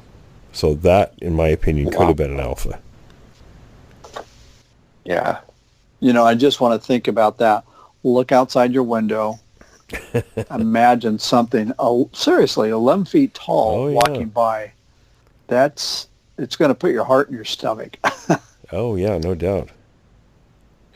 And I think that also they will peek into your windows and things like that. I mean, and we've also had reports before, too, where some of these windows are up about like 8 or 9 feet, and these creatures are clearly standing above them and kind of peeking in and kind of looking at the household and things like that. So I'm sure that a lot of these Sasquatches are way taller than the 7 feet that we get kind of reports on. Sure, and that's one reason it's good to know the length of tracks if you find them there. Yeah. Well, for sure. I mean, didn't you say before too that if you look at footprints like in the snow, they're about 6 or 8 feet distance-wise between one foot to the next? I think Green said in his book he averaged. They did some averages of what people mistakenly call stride. The distance between like a left foot and a right foot is step. The arc swing of one leg is stride. So, I'm always having to remind people what that is. And you measure it from either heel to heel or toe to toe. It's not from the end of one toe to the beginning of the next heel. That's an incorrect measurement. But anyway, they were measuring it that way, and the spacing between 2 feet, then that incorrect measurement was around 56 inches off, and 52 to 56 inches. Yeah. And of course, too, what we're talking about, it's not like Bigfoot was trying to put on a performance. These are just its natural strides. It's natural walking, that's what it does. Yeah, that's just what it does when walking. So very, very incredible, though. And much more when they run, of course. Oh, yeah, for sure. Hey, well, let me ask you this, to kind of switch topics again. Once again, I'm sorry for bringing up a lot of questions, that's what the Q&A is for, Brian. But are there any hotspots that for these sightings and these creatures that haven't been well reported, but that we might see more in the future? And I'm not just talking about different states, but even like different countries out there. Oh, yeah, sure. I mean, we've got a guy that I'm working to bring him on the show is in India, and he has quite a bit of information about the Yeti, in the southern Himalayas there. So, yeah, certainly there are places around, and Australia, of course. Oh, yeah, absolutely. Australia. Yeah, I've heard a lot about that. And even when you go into different spots in South America. I was just going to say, you're absolutely correct. Yes, South America as well. Yeah. Mexico's another place. I've actually, I've heard a lot about that. And obviously a lot of that doesn't get reported, but it might become reported in the future. I would love to talk to more people, from Mexico that either had sightings or knew about sightings. Yeah, no, absolutely. Especially the Native American community from those areas, that would be great. And we had Brenda on before. Maybe we can talk to her again pretty soon. And she obviously has a lot of knowledge in Mexico and also the Nevada and Arizona area. So yeah, that would be awesome if we can get, if anybody's out there listening that's from South America, we would love to have you on to talk. Or Mexico, because I did interview a gal years ago who talked about a story where, her and her brother were riding in the back of a pickup, and one of these things actually chased the truck and tried to get the kids in the back of the pickup. I remember that. Yeah, I remember. Yeah, it would be very interesting to talk to people from Mexico to see if, what kind of things, folks there know about. Yeah, of course. Yeah, and Mexico, I mean, such great people. I used to visit my grandparents down there in the Mexican-Texas border, so I used to go to Mexico all the time, and really great people. So if anybody's from Mexico or even Central America or South America, we would love to hear any stories that you know about. Absolutely. Yeah. All right. Okay, so we've got some questions, and Will, this is from our one of our all-time favorites. Everybody's our favorite, so we really like to hear from Fred. This is from Fred Sieber. Oh, hi, Fred. And we have and we got some student questions here, and I love these questions. They're really good. He has some great kids in his class. Oh, he does. So we've got, hey guys, we're really enjoying reading The Haunted Valley as a class. And now the students have some questions. Some of you have answered from past questions. But the students get a kick out of hearing their names on the podcast. Absolutely. And yeah, we like doing this. So, all right, Ava has a question. How old do Sasquatches live? Well, that's a good question, Ava. We don't really know, but if we compare it to, say, chimps and gorillas, and it's a reasonable thing to do to compare them to other primate species, we're probably looking at something anywhere between 30 and 60 years. Hey, Will, let me just interrupt. All right. Hey, Tom, Will, let me just interrupt real quick. Is there a difference between male and females? Because I know that in other animal populations, females tend to live a little bit longer than males, but in your research, have you found any difference about that? It's a total unknown. There's no information to base that on. All right. Ava's got another question, and Ava wants to know, do any of the types have claws, or do they all have fingernails? They all have fingernails. Awesome. Okay. Thank you, And Ava. this other one, yes, thank you, Ava. Great questions. Great question. And here's one, and I apologize. I am going to do my best for now. It's either Seth or Seith, S-E-I-T-H. So I think it's Seith. Seith wants to know, how often do the Sasquatch mate? How often do they what? Do they mate? Well, it's not a How often do we get kids from them? Well, it's probably, similar again to other primates, including humans. And that's something that, John, our anthropologist, and I talked about once. It's not, they don't have a mating season like a lot of animals do. Primates don't. They just sort of breed, as hormones dictate. So that's a kind of up in the air question. We're seeing a lot of young ones, a lot of juveniles in the past year or two. So I think a lot of times it depends on the food availability. When there's a lot of food, then they're happy and there's a lot more breeding happening. If it's the reverse of that, then you see smaller populations. So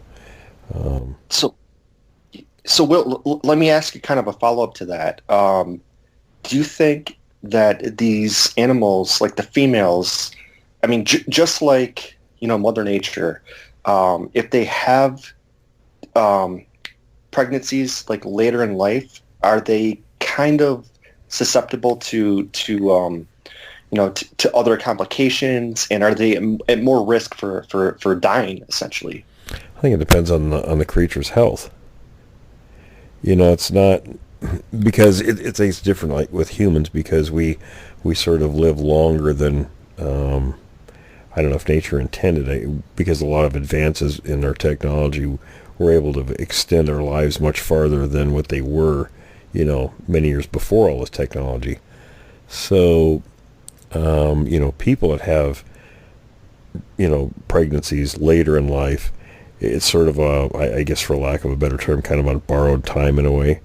But in nature, if you're fit, because I think even chimps and gorillas, can continue having offspring later in life, and fairly successfully.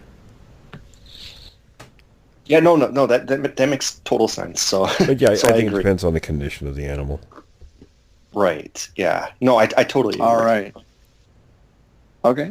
So we've got a question from Carson. And Carson wants to know, why do Sasquatch have stronger bones than humans? Well, they're much larger. Anytime you get something that's bigger, they're a little more robust. And I think just the conditions that they live in favor those heavier structures. So I think that's probably the reason. And that makes me think of an article I read some time back that the bones of, well, for example, some of the early Europeans, thinking specifically some of the Scandinavians that rode horses and were outdoors and they're very active from a very early age, were much stronger because their bone density, I heard, was up to 33% more dense than modern humans. Yeah, and that was simply due to their activity. Yeah. Hey, Tom, let me ask it. Was that related to like calcium consumption? No. Well, at least the article I read, it More had to do with right? the lifestyle. Yeah, very much so. Yeah, activity. So there you go, folks. If you want to be stronger, ride horses from a young age. Get your butt out of the house. Get out of the house and go do something. Absolutely. All right. Angel wants to know, how come we have never caught a Sasquatch? Or have we caught one and it's been covered up? Well, everybody says, well, how come one has never been captured? If you look back into the material that's out there, they have been. A great example is the Jacko story, and I think it was 1882 when this occurred in British Columbia.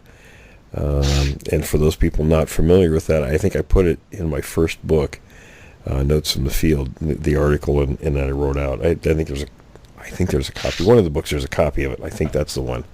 Anyway, just kind of paraphrase the story. They'd seen this creature around a railroad line, and one time a group of train crewmen saw this thing, and they stopped the train and they went after it. And it was a young one. It was only, a little more than 5 feet tall, I believe. But one of the guys, it wasn't very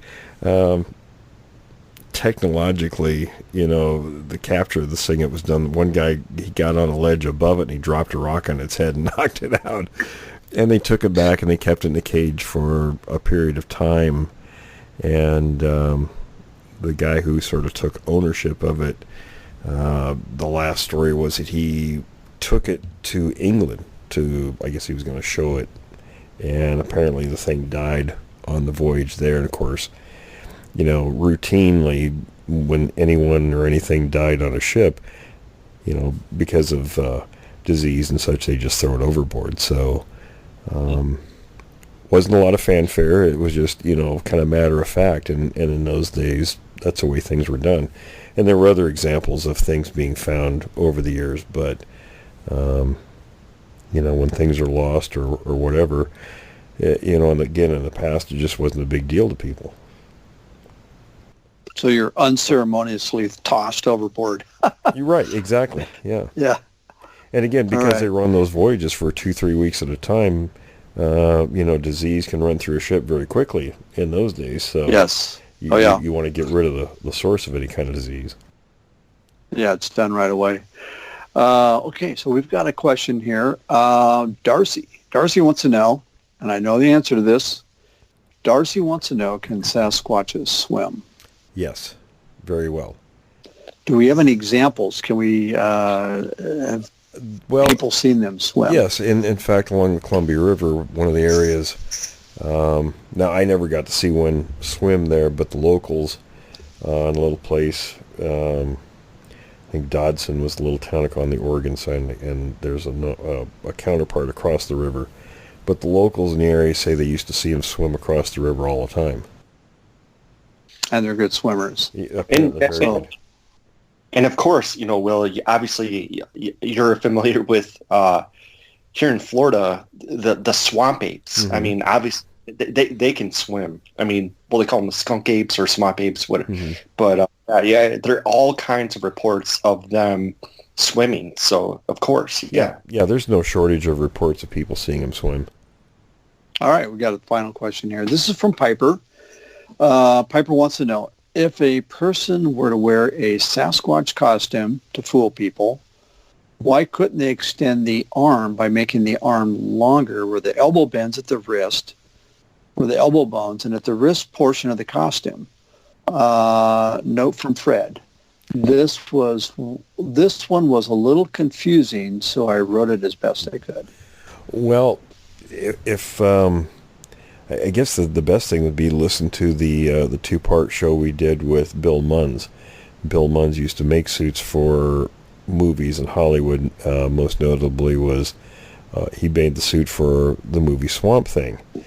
And Bill talked about you can do all kinds of extensions, but where the joints of the actors are has to correspond. The suit has to correspond. They can't do anything about the joints. Of course, today they can do CGI and all kinds of stuff like that, but before that, you couldn't do it. The suit had to line up exactly where the actor's joints were. Right, and just as a kind of a follow-up on that, the forearm is, where the joint is, the upper arm.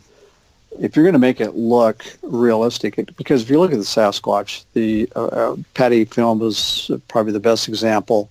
The upper arm extends a lot further down, and then where the joint is, where you got the forearm. And, you can't fake that. Yeah, proportionally, the Sasquatches are built different than we are. The torso's a little shorter. The thigh bone is longer than ours, and the shin bone is shorter. And same with the arms. The lower arm is longer, the upper arm is shorter than ours. Well, Will, what's so intriguing when I go back and I review that film, and even talking with some of my students, what is so fascinating about that Patty film is not even the arms; it's actually the legs, mm-hmm. because the joints are so much different. Yes. Than a human's, and there's no way that you could fake that. And the gait is different than a human gait. Yeah, and like you said, they never completely straighten their legs. No, it's almost bent. Yeah. And that's a universal report with witnesses for the last couple hundred years. Yeah. No, it's very true. I mean, just like you said, the gait and the fact that their legs never actually straighten. If you zoom in, with all the technology that we have, you zoom in super close. I mean, it just couldn't be faked. No. Yeah. Well, again, so Fred, I was going to say, Fred and your students, thanks for the questions. We always look forward to your questions, guys. Well, okay, we got a question here, Brian. This one actually is for you. Oh, okay. Annie wants to know. She says, my question is largely for Brian because he lives in Florida. I want to ask how he feels about the upcoming expedition that another Bigfoot channel is staging in Florida later this month. Brian, are you aware of this? And what are your thoughts? So her name is Andy? Annie. Or Annie, I'm sorry. Yeah, so I haven't heard about that. So, but that's curious. I'll definitely look into that. One of the things that I was just talking with Tom earlier today and also Will is that there's someone who I know that's going to be going out to expeditions in the Tampa area. And I mean, he listed like 3 different spots. To be honest, I don't really want to drive all the way out there. I know that I live in Orlando, so I know that Tampa's not that far away. But so I'm going to talk to him a little bit later this weekend, and maybe we can, go out to a different spot. Particularly, I'm looking at Lake County. But and obviously, you guys know Will and Tom. We had that interview with the guy from Fort Myers. Great guy. So maybe we can talk to more about him. But I haven't heard anything about the latest expedition. But of course, if Annie wants to send me an email, obviously she could send me an email through the show to tell me about that. But I haven't heard anything about that. But of course, all these things are always happening all the time. So it's going to be great to see what happens in the future for this subject. So Tom, was that all? Was that her question? That was it. Annie also wants to say that she listens to our show weekly, and she really enjoys hearing Ivan Sanderson's book read aloud by Jim. Everybody does. We love Jim's voice. He's great. And so we're looking forward to somebody who can come along and maybe fill his shoes. Big shoes to fill, though. Yeah, he's such a great voiceover person. So yeah, big shoes to fill, but he's going to be well missed because we love him.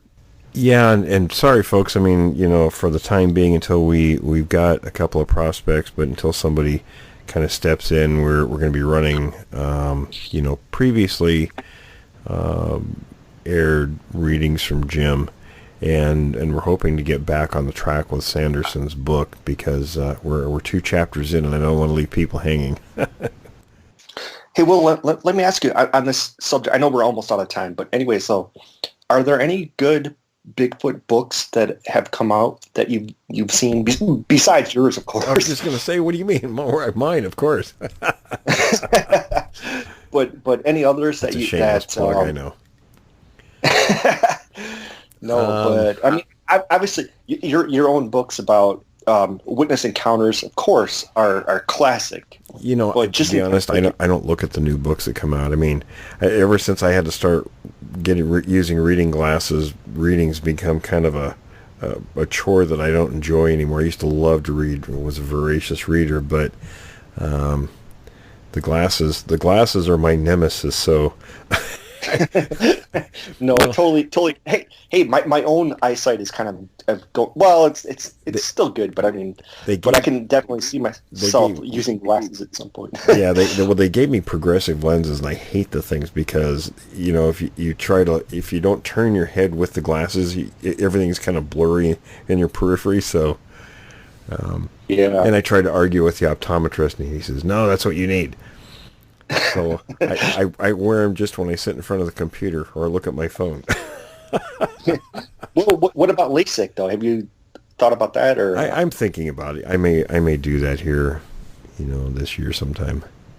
Yeah, because I mean, like my parents did that, and it really makes a great difference. Oh no, but I've got a friend that did it. Said he wore glasses his whole life, and he said it was the best thing he ever did.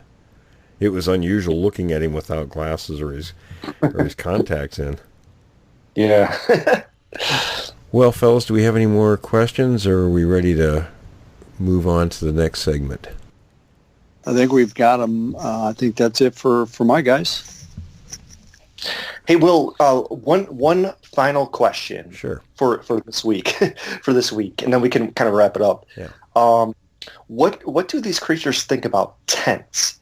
Because obviously we have so many reports of them, even in your own case, where they kind of breach into tents. And I mean, are they just kind of startled by them, or I think it just kind of confuses them.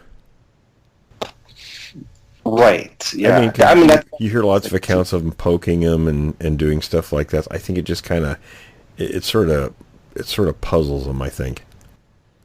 Well, one of the funny things though about that is that because we've talked about them being kind of scared about other humans, they probably poke the tents not knowing what's inside. Like, in their minds, they might be thinking that there are 20 different people that are going to come out and to attack them. And it's just always kind of fascinating to hear stories about, people being harassed in tents. But oops, sorry. Yeah, I think it just confuses them. It kind of sort of like, what is this thing? And it's flexible and all that. So. Yeah. Yeah. Totally agree. All right, fellas, listen. Great questions, everyone. Keep them coming. And again, yeah, I know we're looking at a couple people to replace Jim, but if anybody's interested in the prospect of, showcasing your voice out there, and possibly, getting the attention of someone who's, may, bring you into the world of doing voiceovers. And that's it's not a paid thing. None of us get paid, but,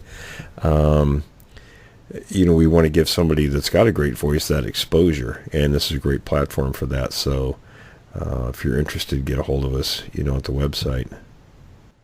And of course, Will, just one last thing to mention. I think we forgot to point this out last time, but anybody that has great questions, keep them coming. If you have an experience or encounter, then let us know about this, and maybe we could feature you on the show.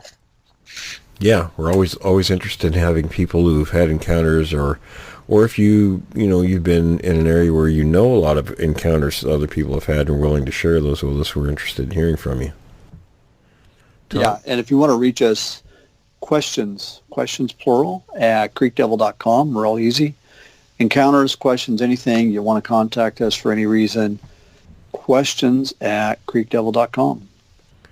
Great job, fellas. As usual, everyone, we appreciate you listening, and we'll be back again next time.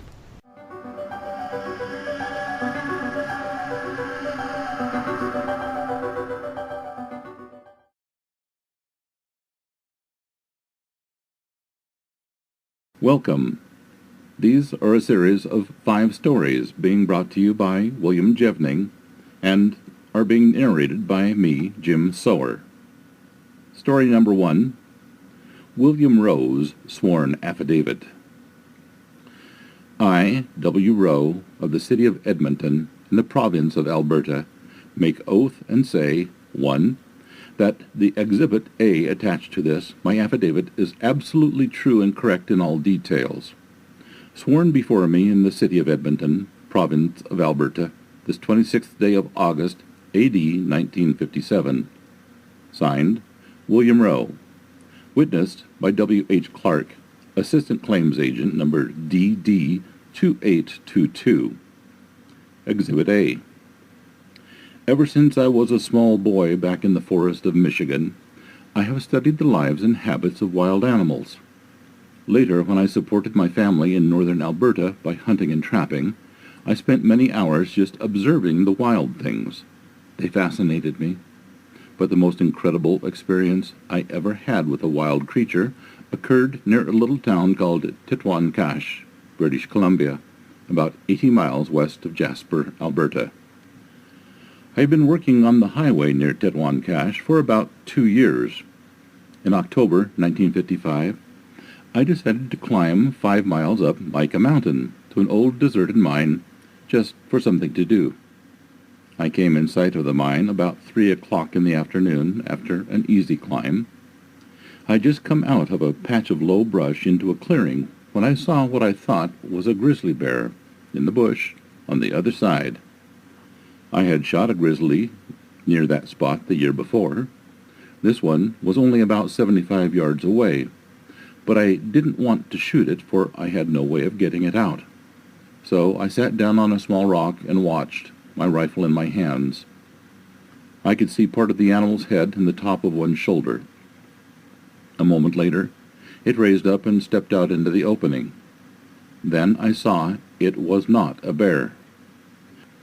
This, to the best of my recollection, is what the creature looked like and how it acted as it came across the clearing directly toward me.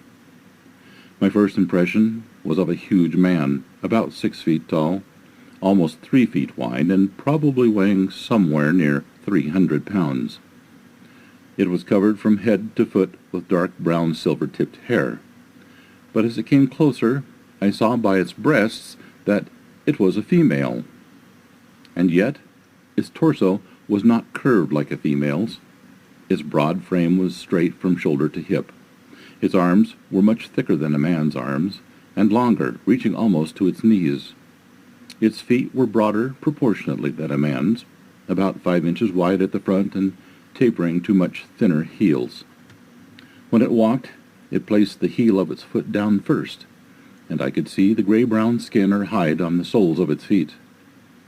It came to the edge of the bush I was hiding in, within 20 feet of me, and squatted down on its haunches. Reaching out its hands, it pulled the branches of bushes toward it and stripped the leaves with its teeth. Its lips curled flexibly around the leaves as it ate.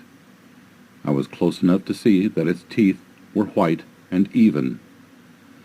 The shape of this creature's head somewhat resembled a Negro's. The head was higher at the back than at the front. The nose was broad and flat. The lips and chin protruded farther than its nose, but the hair that covered it, leaving bare only the parts of its face around the mouth, nose, and ears, made it resemble an animal as much as a human. None of this hair, even on the back of its head, was longer than an inch, and that on its face was much shorter. Its ears were shaped like a human's ears, but its eyes were small and black like a bear's, and its neck also was unhuman, thicker and shorter than any man's I had ever seen. As I watched this creature, I wondered if some movie company was making a film at this place, and that what I saw was an actor made up to look partly human and partly animal. But as I observed it more, I decided it would be impossible to fake such a specimen. Anyway, I learned later there was no such company near that area, nor, in fact, did anyone live up Mica Mountain, according to the people who lived in Tetwan-Cache.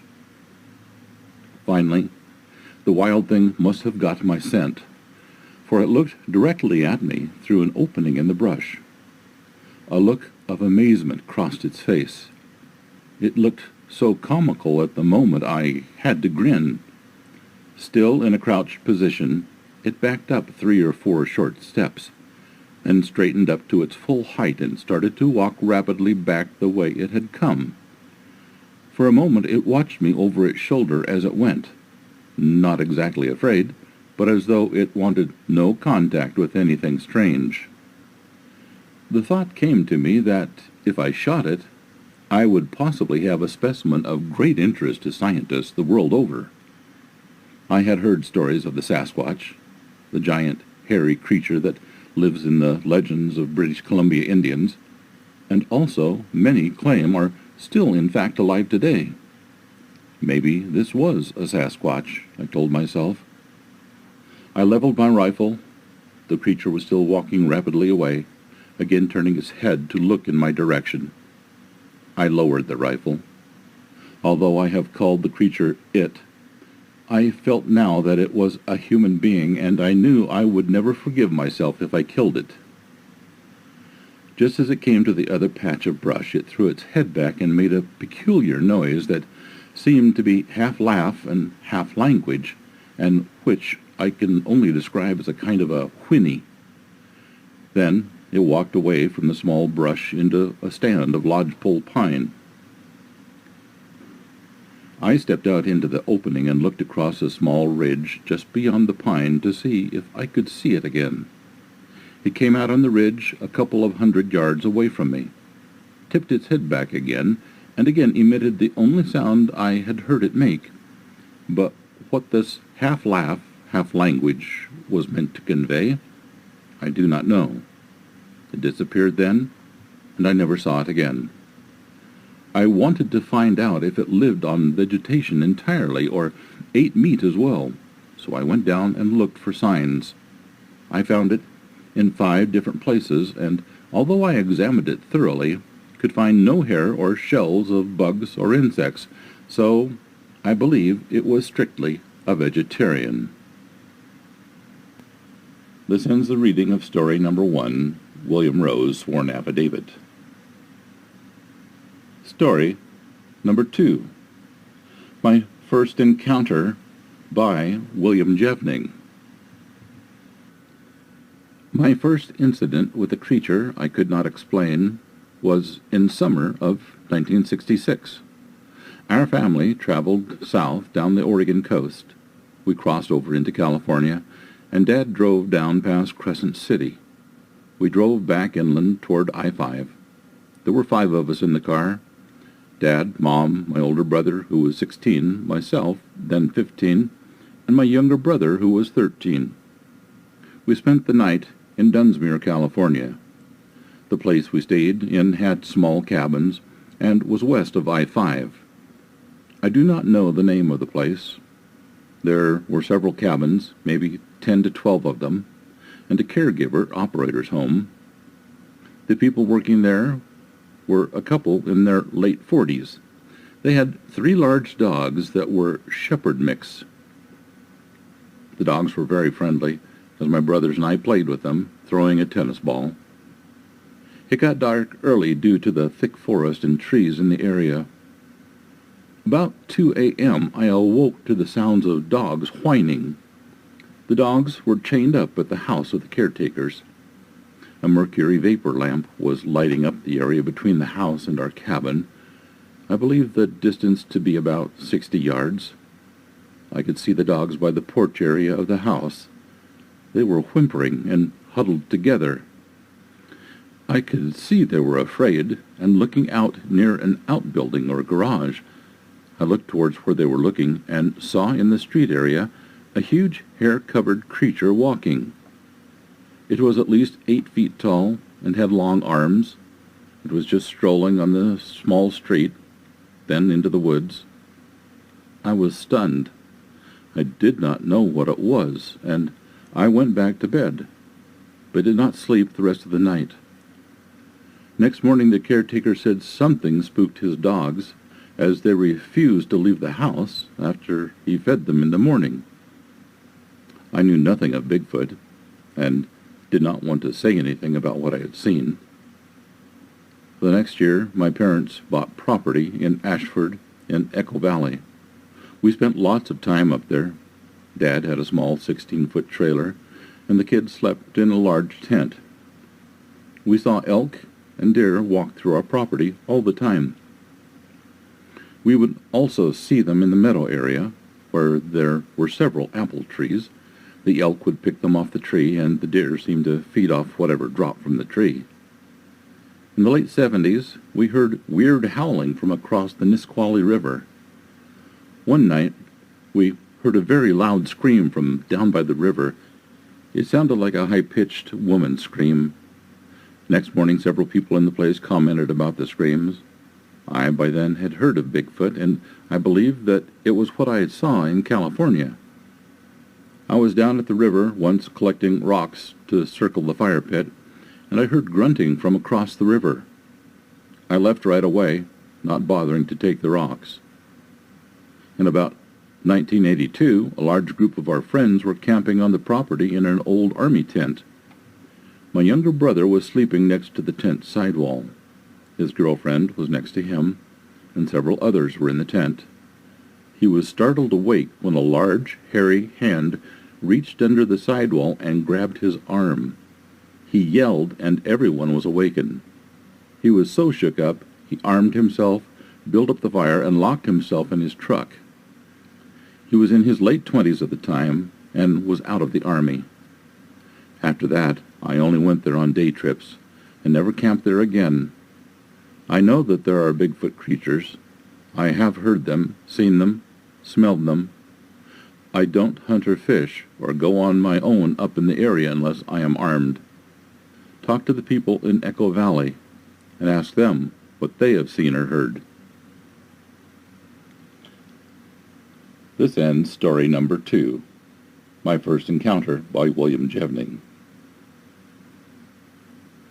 Story number 3, Introducing British Columbia's Hairy Giants by J.W. Burns. The name Sasquatch was coined in the 1920s by J.W. Burns, though what is believed to be a mispronunciation of an Indian word, and for the most part is used primarily to describe our Canadian cryptid.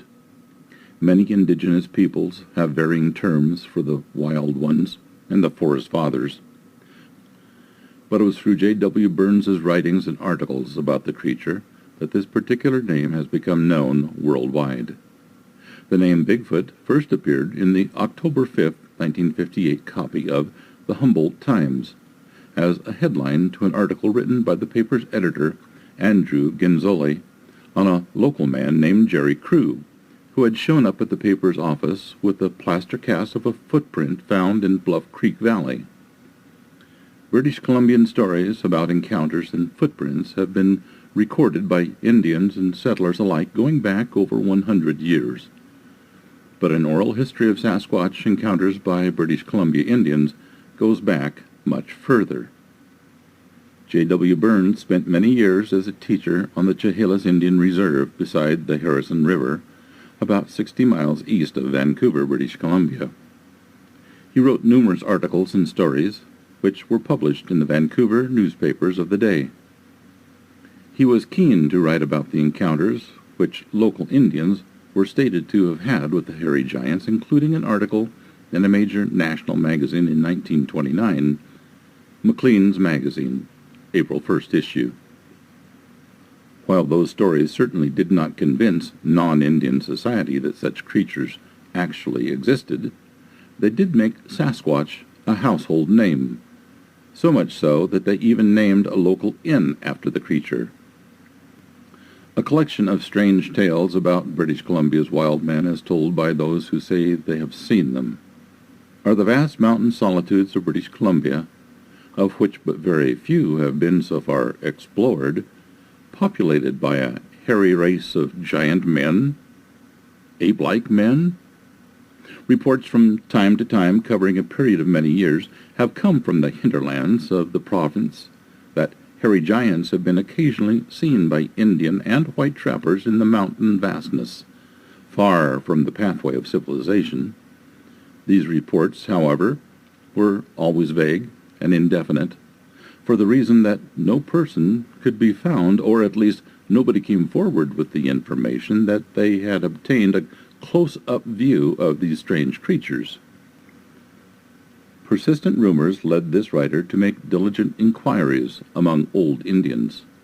The question relating to the subject was always, or nearly always, evaded with the trite excuse, "The white man don't believe." he make joke of the Indian. But after 3 years of plodding, I have come into possession of information more definite and authentic than has come to light in any previous time.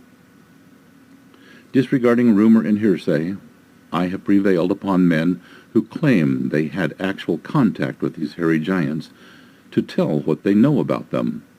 Their story is set down here in good faith. Peter Williams lives on the Chehalis River. I believe that he is a reliable as well as an intelligent Indian. He gave me the following thrilling account of his experience with these people. Peter's encounter with the giant. One evening in the month of May 20 years ago, he said, I was walking along the foot of the mountain about a mile from the Chehalis Reserve. I thought I heard a noise, something like a grunt nearby. Looking in the direction in which it came, I was startled to see what I took at first sight to be a huge bear crouched upon a boulder 20 or 30 feet away. I raised my rifle to shoot it, but as I did, the creature stood up and let out a piercing yell. It was a man, a giant no less than 6 1/2 feet in height and covered with hair. He was in rage and jumped from the boulder to the ground. I fled, but not before I felt his breath upon my cheek. I never ran so fast before or since, through brush and undergrowth toward the Statlu, or Chehalis River, where my dugout was moored. From time to time I looked back over my shoulder. The giant was fast overtaking me. 100 feet separated us. Another look, and the distance measured less than 50. Pushed my boat into the Chehalis, and in a moment the dugout shot across the stream to the opposite bank. The swift river, however, did not in the least daunt the giant, for he began to wade it immediately. I arrived home almost worn out from running, and I felt sick. Taking an anxious look around the house, I was relieved to find the wife and the children inside. I bolted the door and barricaded it with everything at hand. Then, with my rifle ready, I stood near the door and awaited his coming. Peter added that if he had not been so much excited, he could easily have shot the giant when he began to wade the river. After an anxious waiting of 20 minutes, resumed the Indian, I heard a noise approaching like the trampling of horse. I looked through a crack in the old wall. It was the giant. Darkness had not yet set in, and I had a good look at him. Except that he was covered with hair and twice the bulk of an average man, there was nothing to distinguish him from the rest of us. He pushed against the wall of the old house with such force that it shook back and forth. The old cedar shook and timbers creaked and groaned so much under the strain that I was afraid it would fall down and kill us. I whispered to the old woman to take the children under the bed. Peter pointed out what remained of the old house in which he lived at the time, explaining that the giant treated it so roughly that it had to be abandoned the following winter. After prowling and grunting like an animal round the house, continued Peter, he went away. We were glad, for the children and the wife were uncomfortable under the old bedstead. Next morning I found his tracks in the mud around the house, the biggest of either man or beast I had ever seen. The tracks measured 22 inches in length, but narrow in proportion to their length. The following winter, while shooting wild duck on that part of the reserve Indians call the Prairie, which is on the north side of the Harrison River and about 2 miles from the Chehalis village, Peter once more came face to face with the same hairy giant. The Indian ran for dear life, followed by the wild man, but after pursuing him for 300 or 400 yards, the giant gave up the chase. Old village Indians, who called upon Peter to hear of his second encounter, nodded their heads sagely, shrugged their shoulders, and for some reason not quite clear, seemed not to wish the story to gain any further publicity. On the afternoon of the same day, another Indian by the name of Paul was chased from the creek, where he was fishing for salmon, by the same individual. Paul was in a state of terror, for unlike Peter, he had no gun. A short distance from his shack, the giant suddenly quit, and walked into the bush. Paul, exhausted from running, fell in the snow and had to be carried home by his mother and others of the family. The first and second time, Peter went on, I was all alone when I met this strange mountain creature. Then, early in the spring of the following year, another man and myself were bear hunting near the place where I first met him. On this occasion, we ran into two of these giants. They were sitting on the ground. At first we thought they were old tree stumps, but when we were within 50 feet or so, they suddenly stood up, and we came to an immediate stop. Both were nude. We were close enough to know that they were man and woman. The woman was the smaller of the two, but neither of them as big or fierce-looking as the giant that chased me. We ran home, but they did not follow us. One morning, some few weeks after this, Peter and his wife were fishing in a canoe on the Harrison River near Harrison Bay. Paddling round a neck of land, they saw, on the beach within 100 feet of them, the giant Peter had met the previous year. We stood for a long time looking at him, said the Indian, but he took no notice of us. That was the last time I saw him, concluded Peter. Peter remarked that his father and numbers of old Indians knew that wild men lived in the caves in the mountains, had often seen them. He wished to make it clear that these creatures were in no way related to the Indian. He believes that there are a few of them living at present in the mountains near Agassiz. That concludes story number 3 about Sasquatch and J.W. Burns. Story number 4. Jacko, British Columbia gorilla captured. British Columbia, July 3rd, 1882. In the immediate vicinity of No. 4 Tunnel, situated some 20 miles above this village, are bluffs of rock which have hitherto been insurmountable, but on Monday morning last were successfully scaled by Mr. Onderdonk's employees on their regular train from Lytton.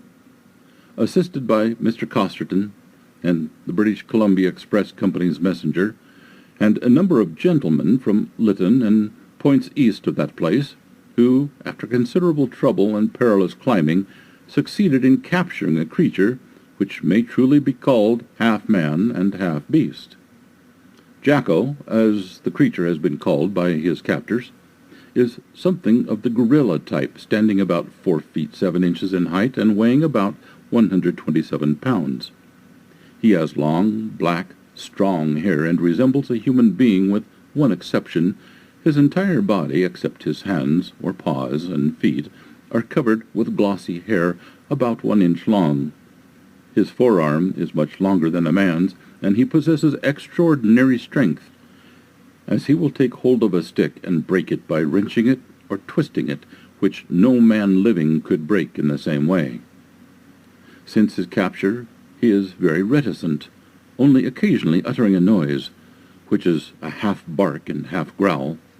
He is, however, becoming more attached to his keeper, Mr. George Tilbury, of this place, who proposes shortly starting for London, England, to exhibit him. His favorite food so far is berries, and he drinks fresh milk with evident relish. By advice of Dr. Hannington, raw meats have been withheld from Jacko as to make him savage. The mode of capture was as follows. Ned Austin, the engineer, on coming in sight of the bluff at the eastern end of No. 4 Tunnel, saw what he supposed to be a man lying asleep in the close proximity to the track, and, as thought, blew the signal to apply the brakes. The brakes were instantly applied, and in a few seconds the train was brought to a standstill. At this moment the supposed man sprang up, and uttering a sharp, quick bark, began to climb the steep bluff. Conductor R.J. Craig and express manager Costerton, followed by the baggage men and brakemen, jumped from the train, and, knowing they were some 20 minutes ahead of time, immediately gave chase. After 5 minutes of perilous climbing, the then supposed demented Indian was corralled on the projecting shelf of rock, where he could neither ascend nor descend. The query was how to capture him alive, which was quickly decided by Mr. Craig, who crawled on his hands and knees until he was about 40 feet above the creature. Taking a small piece of loose rock, he let it fall, and it had the desired effect of rendering the poor Jacko of resistance for a time at least. The bell rope was then brought up, and Jacko was now lowered to terra firma. After firmly binding him and placing him in the baggage car, off brakes was sounded, and the train started for Yale. At the station, a large crowd who had heard of the capture by telephone from Spuzzum Flat were assembled, each one anxious to have the first look at the monstrosity. But they were disappointed, as Jacko had been taken off at the machine shops and placed in charge of his present keeper. The question naturally arises, how came the creature where it was first seen by Mr. Austin? From bruises about its head and body, and apparently soreness since its capture, it is supposed that Jacko ventured too near the edge of the bluff, slipped and fell, and lay where found until the sound of the rushing train aroused him. Mr. Thos, White, and Mr. Gowan, C.E., as well as Mr. Major, who kept a small store about a half-mile west of the tunnel during the past 2 years, have mentioned having seen a curious creature at different points between camps 13 and 17, but no attention was paid to their remarks as people came to the conclusion that they had either seen a bear or stray Indian dog. Who can unravel the mystery that now surrounds Jacko? Does he belong to a species hitherto unknown in this part of the continent? Or is he really what the trainmen first thought he was, a crazy Indian? No one ever positively determined the eventual fate of Jacko. However, it is believed that during the voyage to England the creature died and its corpse was disposed of overboard, which would have been a standard practice during that time period. No one knew for certain. And that ends the reading of Jacko, British Columbia gorilla captured. Story number 5 comes to us directly from Will Jevning. It is his interview of Al Hogsden in 2005. There has been little mention of Al Hogsden, the man who would play a pivotal role in the events surrounding Bluff Creek. He became one of the prominent investigators who eventually made history in that region during the 1960s. But only those who have taken a serious look at the history of the Sasquatch issue will be familiar with the role and importance of Hogsden. I recently traveled to Willow Creek, and Al consented to give me an interview. In my opinion, he should be included in any discussion of the events that have become historic with regard to the issue of the Sasquatch as a whole. Al Hogsden is a humble individual who doesn't consider himself to be important to the issue. He is extremely friendly and a pleasure to talk to. I feel he should be given the respect and attention he is so deserving of, and therefore be placed alongside such big names associated with the Sasquatch issue as John Green, Rene DeHinden, Bob Titmus, Roger Patterson, and Bob Gimlin. These men are all the real pioneers of this subject. They are men who were willing to risk ridicule to bring light to the subject and started it on its way to formal recognition. The following is a transcript of my interview with Al Hogsden in 2005. Jevning. What I would like to do first of all is find out about you, where you were born, where you grew up. Hogsden. Well, I was born in Illinois, to be honest with you. Born in Illinois in 1923. We came to California during the Depression when my father and mother had done real well with the farm, but things went real bad. Then they lost everything in the crash of the banks, and the money was all gone, and they sold as much as they could, and we loaded us up, and we had 8 kids. Would you believe that at the time? We came to California. My father worked in Eureka at Hammond's. he worked over there at Hammond's. He worked there, and I don't remember exactly when, but it was before the 1906 earthquake, because he was in San Francisco, then Eureka, and lost everything he had in the quake. And then he got back to Illinois and then married and raised a family, and he had done real well. Then the crash.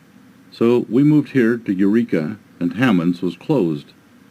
He figured he could go back to work at Hammond's, and well, it was closed, so we wound up out here at Willow Creek. Believe it or not, in 1933 we came to Willow Creek. Yeah, 1933. And Willow Creek wasn't much then, I tell you. We have a picture out here somewhere of it, but there was nothing here. A little bit of gold mining, sniping, and so forth. In fact, it was how we got here. Somebody suggested, well, you might make some money sniping for gold on the Trinity River. Well, that didn't work out. And my dad went up towards Sum's Bar, and that didn't work out either. So anyway, we still found a little place down there on South Fork, and we managed to raise a garden and caught some fish, and we ate more salmon. I got so tired of salmon. We ate a little venison, and we survived. Finally, we got a little money from the sale of the place in Illinois, and there wasn't much money coming in, but there was some later on, and so anyway, we wound up established here in Willow Creek. And I lived here until I went into the service in 1941, just before the war. I was in before Pearl Harbor. In fact, I was in Detroit, Michigan, actually Dearborn, where I was attending a school there for the Navy. It was interesting. I didn't meet but saw Henry Ford there and his son Edsel Ford, who was one of our officers. Anyway, it was interesting. It was interesting in a lot of ways. Well, they had their own steel mill there and their own locomotives. The engines had no firebox, but they had a boiler, but no firebox. They would run over there to the steel mill and get a hot charge of steel and put it into the boiler to run the engine until it cooled and run back to the steel mill for another charge. It was a very interesting time there. I was in the Navy for 5.5 years. I didn't see any action until the last 6 months. I was over in the Okinawa campaign, there when they dropped the first bomb. The guys were absolutely stunned. They couldn't believe it. Then they dropped the second one, and Japan said they wanted to surrender, so we were operating a squadron of 4-engine seaplanes, and they patrolled the North Sea. Anyway, when Japan announced that they were surrendering, we pulled up anchor and headed for Japan. We pulled into Sasebo, Japan, right next to Nagasaki, and it was still smoldering. We pulled in there and was there 3 days before the Marines arrived. So here come the Marines invading, but the Japanese, there was no fight left in them. That was it. So we were there for a week and a half, and we went to Hong Kong and spent 6 weeks in Hong Kong. We left there just before Christmas, got into San Francisco, I think Christmas Day or something like that. Anyway, I got out of the Navy in 1946, and I worked here and got married and worked on the coast for 5 years, then came back here to Willow Creek and started this store. Jevning. What kind of store was it? Hodgson. Well, we started out strictly as a 5 and dime store, or what you would call a variety store, and at the end, before we closed, we had branched out and had clothing and a whole bunch of stuff. That was our downfall. Clothing is hard to do, and well, it's hard. Anyway, we were in that, and we had quite a large store, 11,000 square feet, and the medical building at the end of town. That was our building. It still is our building, but at any rate, St. Joe's wanted to lease it, and they wanted it worse than we did, so we leased it to them, which was the best thing that ever happened to us, even though it was sad and hard for me to get out of the store. Jevning. So, when did you first hear about something like Bigfoot? Hodgson. Well, the first I recall was when I came back from the service in 1946, but I'm not exactly sure. My brothers had said something like, well, why don't you and I go over there and catch that ape over across the river? Well, I wasn't interested in catching the ape. I had other things to do. I was young and in my early 20s, and I thought, nah, I wasn't interested. So anyway, that was the first I heard of it.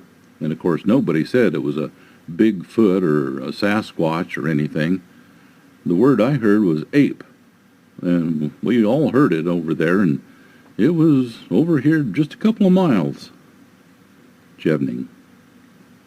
It was something that was common knowledge? Hodgson.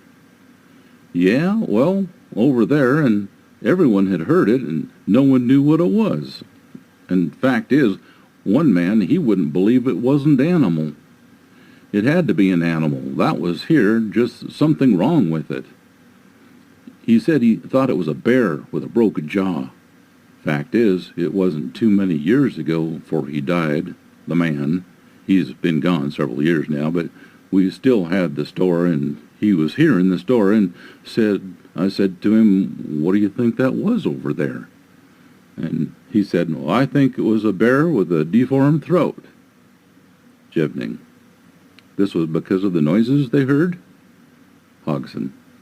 Yeah, what they heard, but to him it had to be a bear. It couldn't be anything else. Could be a mountain lion or a bear with a deformed throat. Then a lady who had found tracks, or her daughter had seen the tracks, or had seen it, the creature, we had the first cast I had made, was lying on the counter in our store, and she came in and she said, yeah, that's what was over at our place. Jevning. Well, how did outsiders come to take an interest in Willow Creek, do you know? People like John Green or Bob Titmus, people like that. Hodgson. Well, I don't know exactly, but I think news spread pretty rapidly. Jevning. The reporter from Eureka who came out here with Jerry Crew? Hodgson. Well, that was a news story. Actually, this lady, who was a very good friend of ours named Betty Allen, she was a guest columnist for the Humboldt Times newspaper at that time, and I'm not sure, but she might have written my name in her column, and, well, she probably did. And anyway, she kept after me, and she said, Al, you should say something about this, meaning strange things being seen. It'd be good for Willow Creek. And of course, at first I said I'm not having anything to do with it. That's a hoax, and I want nothing to do with it. The fact is, they tried to sell me a copy of the first Titmus cast. Well, not the Titmus cast, Jerry Crew's first cast. Titmus had copies of the first cast Jerry Crew made, and I wouldn't buy it. I said, no, I don't want to buy it. This is a hoax, and I don't want anything to do with a hoax. When she, Betty Allen, finally got me interested, I said, okay, I'll take you up. So my boys were small, and my wife, and we all got into the station wagon. We took her and this other guy, and we all went up there. Jevning. Now, is that up in the Bluff Creek area where they were building the roads? Hodgson. Yeah, we went up to the Louse camp. That's where we stopped, and then went on up from there. Jevning. What time period would that have been? Hodgson. Oh, that would have been 1963. That's when she, Betty Allen, talked me into going up, and then she said, Al, why don't you go down to the creek? Well, I still wasn't too impressed with the tracks. On the road, they had covered them up with bark, and, well, we uncovered them, and sure enough, there were tracks there. And I understand that because the logging trucks were going by all the time, and they'd fill them up with dust. Otherwise, there wouldn't have been any good tracks at all. In fact, the rest of the tracks were wiped out from that very thing. But anyway, we made casts of those tracks, and then she suggested, Al, why don't you go down to the creek and see if there's anything there? And I did, and sure did find tracks there. My wife to this day says that maybe somebody made them for me. Well, by golly, you don't know for sure. So anyway, that hooked me. I made a lot of trips up there, and I don't know other than the fact that through her call, I don't know if she wrote about me, but I think she did. And so word spread. Jevning. So when anyone came into town, you were the guy to see? Hodgson. Yeah, that's right. So about the same time, Roger Patterson stopped at the store to see me, and John Green about the same time. I don't remember seeing Rene de Hinden except when he was with John Green. I can't remember seeing Titmus unless it was with John Green either, but I don't remember. It's been so long, I just don't remember. I didn't keep track of things like that. Jevning. Now, did the loggers or road builders ever stop at the store and tell you things they had seen? Hodgson. Well, most generally not. You know, what the reason was is, in fact, some of them told me afterward, after the fact, hey, we saw tracks, but we didn't want all those people up there in our way. We're trying to make a living. Fact is, a lot of them simply hampered their operations. When a bunch of guys went up there with cameras and expecting to get the news media and everything else up there, and well, that's what happened. A lot of people came into the store, and I'd shake my head, and I came in and find that some of them had driven in from Los Angeles and expected to catch him. Bigfoot, over the weekend. And that's exactly what they told me. I just thought, come on, you guys, you're crazy. Then, over the years, I come to realize that they're everywhere, Sasquatches, not just up there in Bluff Creek area. Well, I told John Green once that that's a mecca out there for Bigfoot hunters. Anyway, that's kind of how I got into all this. I still don't consider myself anything. I may never have, but that's okay. Jevning. When Roger Patterson and Bob Gimlin got the film, they came to see you, is that correct? Hodgson. Well, yeah. What happened was, John Green had called me on a Thursday, I think, and said, Al, would you meet me at my chartered plane at Orleans? Then there was an airstrip there in those days, and not anymore, and that's a good thing because it was so bad that someone would eventually get killed there. Anyway, he had chartered a plane, and he had someone with a tracking dog that was coming. They wanted to go up there where the tracks had recently been found. And I said, sure, I'll meet you, John. So my wife said she would watch the store. My older son and I took the station wagon and went to Orleans and waited for the plane to come in. When it set down, John and the dog handler, well, I'm not sure who was with them, but I think it was de Hinden. Jevning. Was this before Roger Patterson got the film? Hodgson. That's correct. So we went up there. We got into the station wagon. Mike, my son, and I was driving. Mike was in the back seat with the dog handler. John was in the front seat, and de Hinden was in the back with the dog. The dog handler said that dog is going to follow it. And when he got there, very quickly he said, it's going to take care of that dog, and I'm next, referring to what made the tracks. That's exactly what he said. Jevning. He was afraid the creature was going to get them? Hodgson. That's right. And so I didn't think too much about it. Anyway, we stopped there at a little store at Bluff Creek to get some things to eat. Well, they hadn't brought anything. We stopped and got some stuff. John told me that I had loaned him $100, and I don't remember it, but I took his word for it. He says I loaned him $100. He didn't have time to convert his Canadian money into U.S. dollars, so anyway, they bought some things to take up that night to the campground. We came back out of the store, and that dog handler just had a fit. Here was Mike with his arm around that dog's neck. The handler said, that dog's a killer. He couldn't believe it. Kids and dogs. But, he just couldn't believe it. Anyway, we got up there just before dark, and there were tracks. I only saw 2 sets of tracks. Originally, there was 3, but I never saw the third one. But I did see 2 sets, 2 different sizes. So anyway, I had promised Roger Patterson that I'd let him know if tracks showed up. Jevning. he'd asked you previously to do this? Hodgson. Yeah, that's right. He had asked me previously if I'd call him, and I said, sure, I will. Well, I had no idea how well he and John got along or anything. I had no idea, so I didn't call until John left. When John and the other guys had left, I called Roger, and I told him what I did. I said, I'm sorry, I'm concerned how you guys get along. He said, well, I think I'll come down anyhow. I said, well, they are probably clear out of the country by now. I expected there were only one or two, but I don't know, they're probably gone.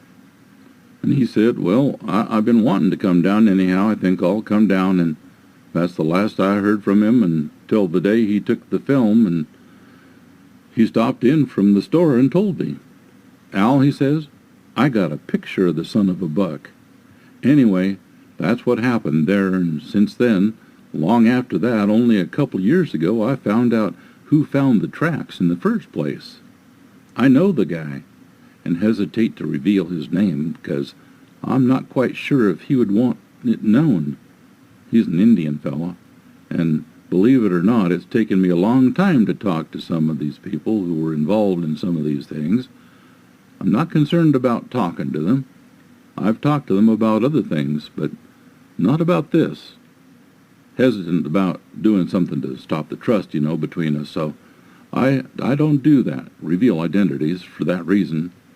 I do know him, nice guy, and he said, Al, he told me, you know where those tracks were? He said, way up there on the ridge, way back, and he said that, well, I was the last guy out. Jevning. Was he part of the logging crew up there? Hodgson. Yeah, he was running it. He run that show up there. He wasn't the owner, but he run it, and he said that I was the last guy that night, and I was the first one in the morning. There had been just a little shower of rain, and he said you could tell these are fresh tracks, and they went down this road, and said that if anyone came in to fake the tracks, well, they would have had to come clear from Pick 1 up over the bridge, which is a long way through there. Jevning. There weren't too many roads through there yet, were there? Hodgson. No, and there still isn't that many, but, in that area anyway, but he said it was almost impossible for somebody to walk in and make fake tracks like that. He said it was almost impossible because, well, there'd have been tracks of whoever made the fake tracks, too. So Roger met me at the store, and he told me that he got pictures of him, the Bigfoot, and I talked to him for a long time that night. He says we got to get back up there. This other friend of mine who worked for the Forest Service, he called me later and he says, Al, come on down to the forestry. And Sil McCoy and I both went down with Roger Patterson and with Gimlin and talked that night. Well, I don't know how long, a lot longer than we should have because, well, they were anxious to get up back there to their horses. Well, when we left down here, I don't know, but it was late then, and when we got in there, and they had problems getting out. Those were some interesting experiences. There are so many things I'd like to see. I'd like to see one, a Sasquatch. I don't expect to anymore, but you never know either. Jevning. After the film was made, Patterson's, it seemed like it got really quiet up there at Bluff Creek. Was anything seen again after that? Hodgson. No, not to my knowledge there wasn't, but that doesn't mean anything. Like you said, so many people don't say anything, and there is so much controversy about these things being fake and what have you, and I think a lot of people didn't want to get wound up in something like this. I don't blame them. I'd see it the same way. In fact, I know people right today that don't want to because they say, well, I don't want to get in this. I don't want to get in this thing here. They may tell me, but so many of them don't want to tell me because they're afraid, and like this National Geographic film crew who was here about a year ago. That just made me sick because some of the people that told me they didn't want to come up front, well, anyway, to talk about their experiences, but then they didn't like the way they were portrayed in this manner. Jevning. I'm not familiar with this. Hodgson. You're not? Jevning. National Geographic did a film on this? The Sasquatch? Hodgson. Yes. Oh, yes. A year ago. And I busted my butt to get people for them that had seen a Sasquatch. I had about a half dozen people that came forward, but you know something? They had to portray Wallace, Ray Wallace, and some of these people and make them look like a bunch of fools. Jevning. You knew Ray Wallace? Hodgson. Oh, yeah. I knew him. Jevning. He used to run a logging crew up there at Bluff Creek, didn't he? Hodgson. Well, he was quite a wheel. I mean, as far as, he contracted and did a lot of contracting and road building, and, well, this wasn't the only place. In fact, it's one of the guys that was up there, one of the guys that knew him very well. Fact is, he told me that Ray actually practically raised him. He was an orphan, and Ray gave him a job and took care of him. And he says, I don't think Ray did all this crap they say that he did. Jevning. All the fake stuff? Hodgson. Yeah, now he and I both agree that Ray was great for a joke, but he wasn't the guy to fake all this stuff and try to make it look real. Jevning. I see. Hodgson. There's no doubt in my mind that he was a prankster. He loved it, but like this fellow said who knew him so well, he was hardly ever up there.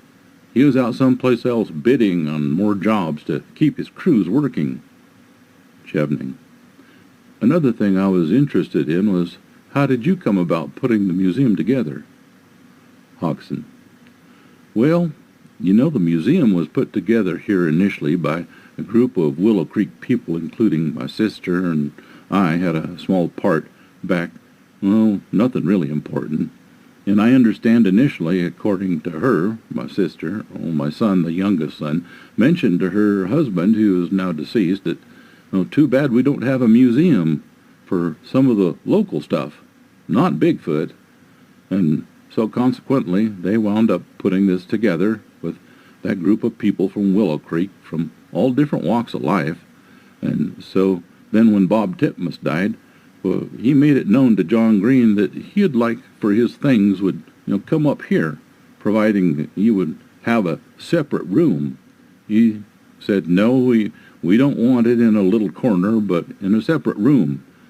So from then I went to the Chamber of Commerce, and they weren't interested.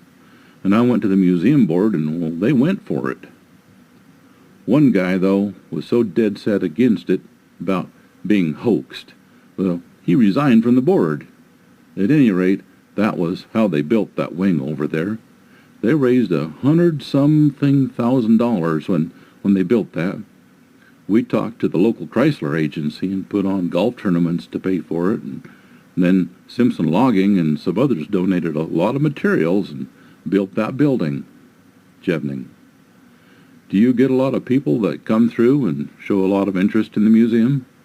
Hodgson. Oh, yeah, and anyway, that's how it got put together.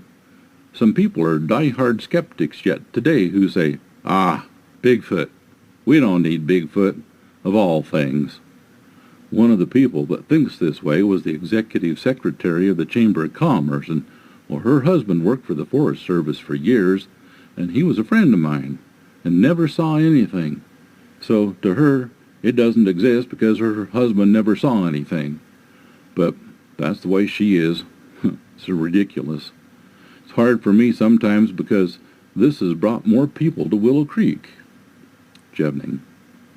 Al, is there anything you'd like to say about the issue of Sasquatch itself? Hodgson. Well, I absolutely believe.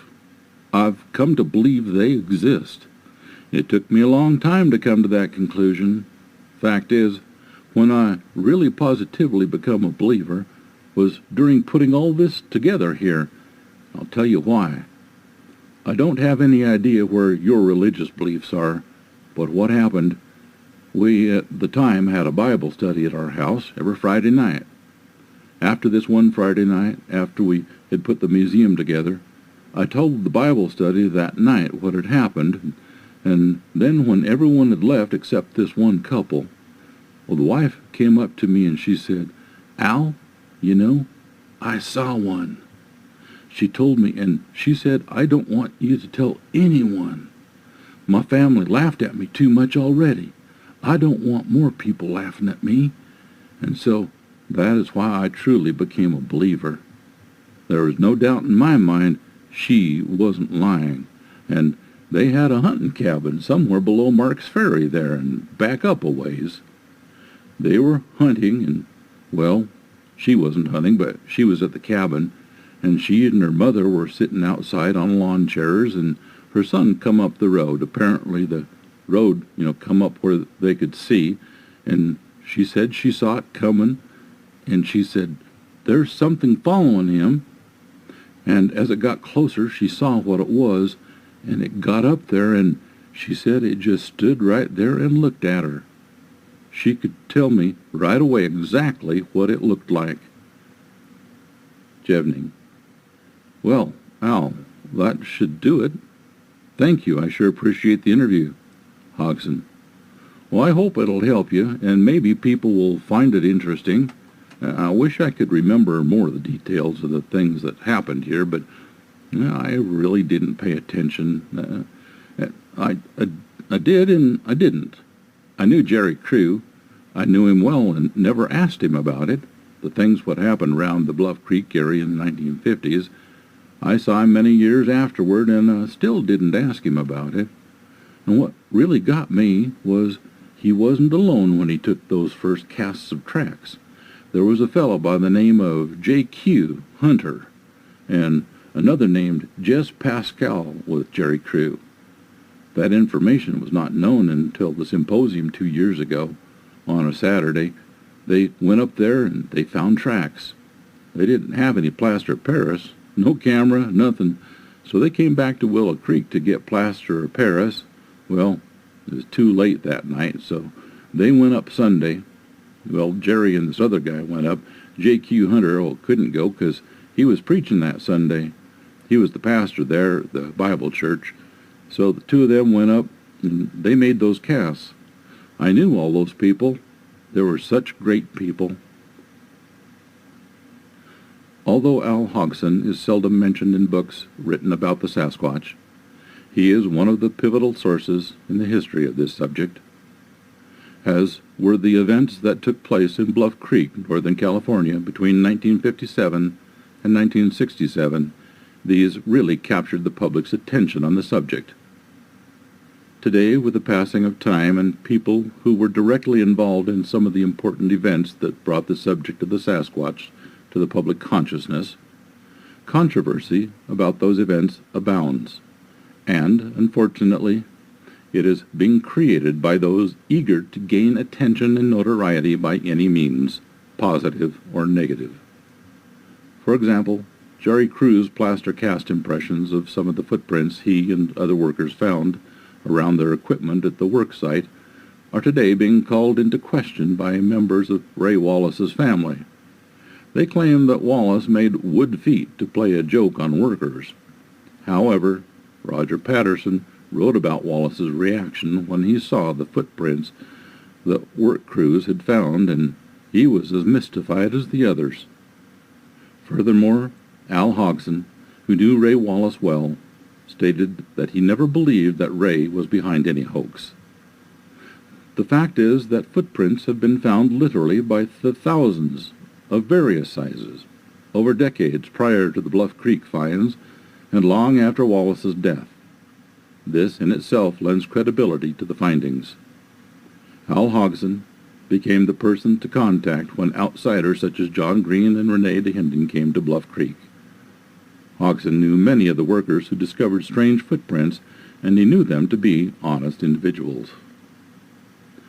Perhaps the most enduring event for which Al should be remembered is Roger Patterson and Bob Gimlin obtaining the only film footage to date of a Sasquatch.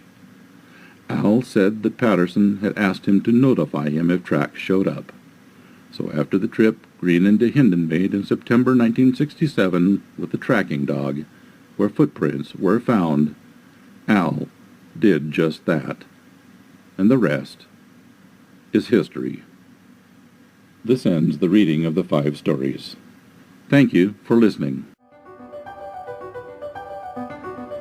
Thanks for listening to this episode of Creek Devil. If you or anyone you know has had an encounter with these creatures, please contact us at williamjevning@yahoo.com. That's William, Jevning, @yahoo.com. All communication is confidential. Join us for another program next week. And until then, keep your eyes open out